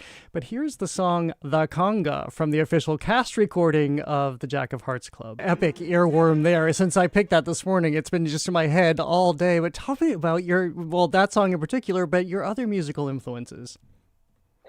Yeah, absolutely. That song gets stuck in all of our heads, and and we obviously love it, but sometimes it's hard to get those do-do-dos out of all of our heads. So, I've just been in love with musical theater, especially kind of golden age musical theater, since I was a little kid. And so those songs and that era of music are, I think, just in my bloodstream. I was listening to Damn Yankees a lot while I was writing this show. And I figured that a lot of the characters in this bar would have loved that. There are two characters in the show, Timmy and Arthur, who are like fanatics of the musical Gypsy. And so in the Jack of Hearts Club, they are performing a bunch of performance numbers for their friends, and they're doing a kind of musical review. And so for those specific numbers, I was very focused on evoking musicals from the 40s and 50s and early 60s that they would have loved and they would have loved to sing. And so that music is contrasted with the other half of the score. This is purely kind of musical theater moments where the characters look out at the audience and sing about their feelings. And so those two kind of musical worlds are existing sometimes very close to each other. And that was really fun to write, writing old kind of vaudeville songs. The conga song that I just mentioned, I think I was listening to, I love that song, Who's Got the Pain, when they do the Mambo song from Damn Yankees. And so I was like, that song always gets stuck in my head. So I was like, I want to write something in that kind of musical world. And so that's sort of one of the early genesis moments of that conga number. Well, something I haven't mentioned yet is you are in this world, because not only have you written the book, Music and Lyrics again, but you're also in the show. You are a character in the show, and that is you at the piano that we're hearing. What is it to be a part of this night after night, so that you're experiencing firsthand not only how your co-stars are embracing the material, but feeling the audience every night? It's an absolute joy. And I'm so lucky. I was sort of born and raised in theater, and my whole childhood, I just wanted to be an actor growing up. And then I sort of fell in love with music in my 20s and diverted over there, and I make my living as a musician in Provincetown. But it's been fun to kind of put my actor hat back on and play this character. And my dream is coming true. Every night that I get to do this show and be there with, my fellow actors, this company, we're all very close. We've become a family because they've all been there for many years as we've been developing this piece. And so we feel like a real team. And I really love to not only do the show every week here in Provincetown, but then afterward we go into the lobby and we get to meet folks who stay afterward, and they tell us their stories. Some of them were in Provincetown in that era, and they're so excited to tell us why kind of what they just saw resonated with them, and that is very special to me. I'm just a very happy person in these months. Well, speaking of how people are responding, I noticed the way we enter into the theater to our seats, we're basically passing through the Jack of Hearts Club. And it feels like, I mean, the set design is extraordinary. With the red vinyl seats that we can remember from the old bars and the signs and just the time-wornness of it. Who designed this for you? And that must fuel you all, too, to be as if you're going back to 1963. Yeah, I am so lucky to have one of my oldest friends as the director of this show. So I went to a school in Iowa called Grinnell College, and my freshman year there, I auditioned for the musical Urinetown, and a student directed that. She was a year above me. Her name's Lita Hoffman, and Lita directed me in Urinetown. So we met when we were both 19, and I shared the script with her about 3 years ago, and she is the director. And because we've known each other since we were basically kids, you know, we have an amazing working relationship. And she and the theater, the Provincetown Theater, is producing this run. And so she, in kind of collaboration with the theater, have identified the most amazing designers, an amazing creative team. Our set designer is named Shannon, and she's just brilliant. And the detail that she put into the set makes our job as actors very easy, because even underneath the bar, a part of that the audience doesn't see at all, there are like IOUs written there. And so there's lots for us to play with on stage. And she just did a really brilliant job with that set. And, you know, this play is a love letter to Provincetown. And so before she, you know, started building that set, she went to all of the famous kind of dive bars all around town and took pictures and got inspiration. I mean, some of these bars haven't really changed very much since the 60s. And so she filled it with these buoys and netting and, you know, a lot of kind of this is a small fishing village, and it especially was a small fishing village back then. And she really has created this beautiful world. So we feel like we're in the Jack of Hearts Club. And we hear that from audience members too, because they are, as you said, walking through the front doors of this place to get to their seats in the theater. And so we feel like they're also a part of this production. Well, Jon, I have to ask, we only have a minute left, but this is a very important question because the music we played is from a cast album. You've already done that. This show sold out, as I mentioned, last summer. It's selling so well this summer. The governor was just there the other night. Where does this go from here? Do you have eyes on Broadway? Can you get it there? Okay. I mean, because I'm in this play, I literally can't even tell you what's going to happen like next Monday. So I literally am focused. We don't have any plans after this, but my dream is that this play gets done all around the country and all around the world. That's my real dream. We love telling this story, and we think it's an important story of family, and it honors our LGBTQ ancestors. And so, you know, right now there are no plans, but we're excited to see kind of where it goes. Unfortunately, I'm just a writer, so all that is out of my head. Well, Jon Richardson, I rarely say this, actually hardly ever, but you have it. Congratulations. I mean, it meaning the big word. You have it. This show is incredible. People should get their tickets and go, because I guarantee you'll want to have seen it when. Congratulations and good luck with the rest of your run. Thank you so much, Jared. This is a pleasure. I'm so excited that you asked me on. Thank you. No, my pleasure. Jon Richardson is the creator of the Jack of Hearts Club, for which he wrote the book, Music and Lyrics. The musical is on stage at Provincetown Theater through September 6th. For tickets and more information, visit provincetowntheater.org. Thank you for listening to another edition of The Culture Show. Tune in tomorrow or join us live at the Boston Public Library for a preview of this year's Fisherman's Feast in Boston's North End and what it takes for one carnivorous judge, known only as the Boston Guido, to prepare for the annual meatball contest. That and much more tomorrow. If you ever miss us on the radio, check out our Culture Show podcast. I'm Jared Bowen. Have a great day. The Culture Show is made possible in part by a generous contribution from the Fiducia Fund, proud to support this station's arts and culture programming.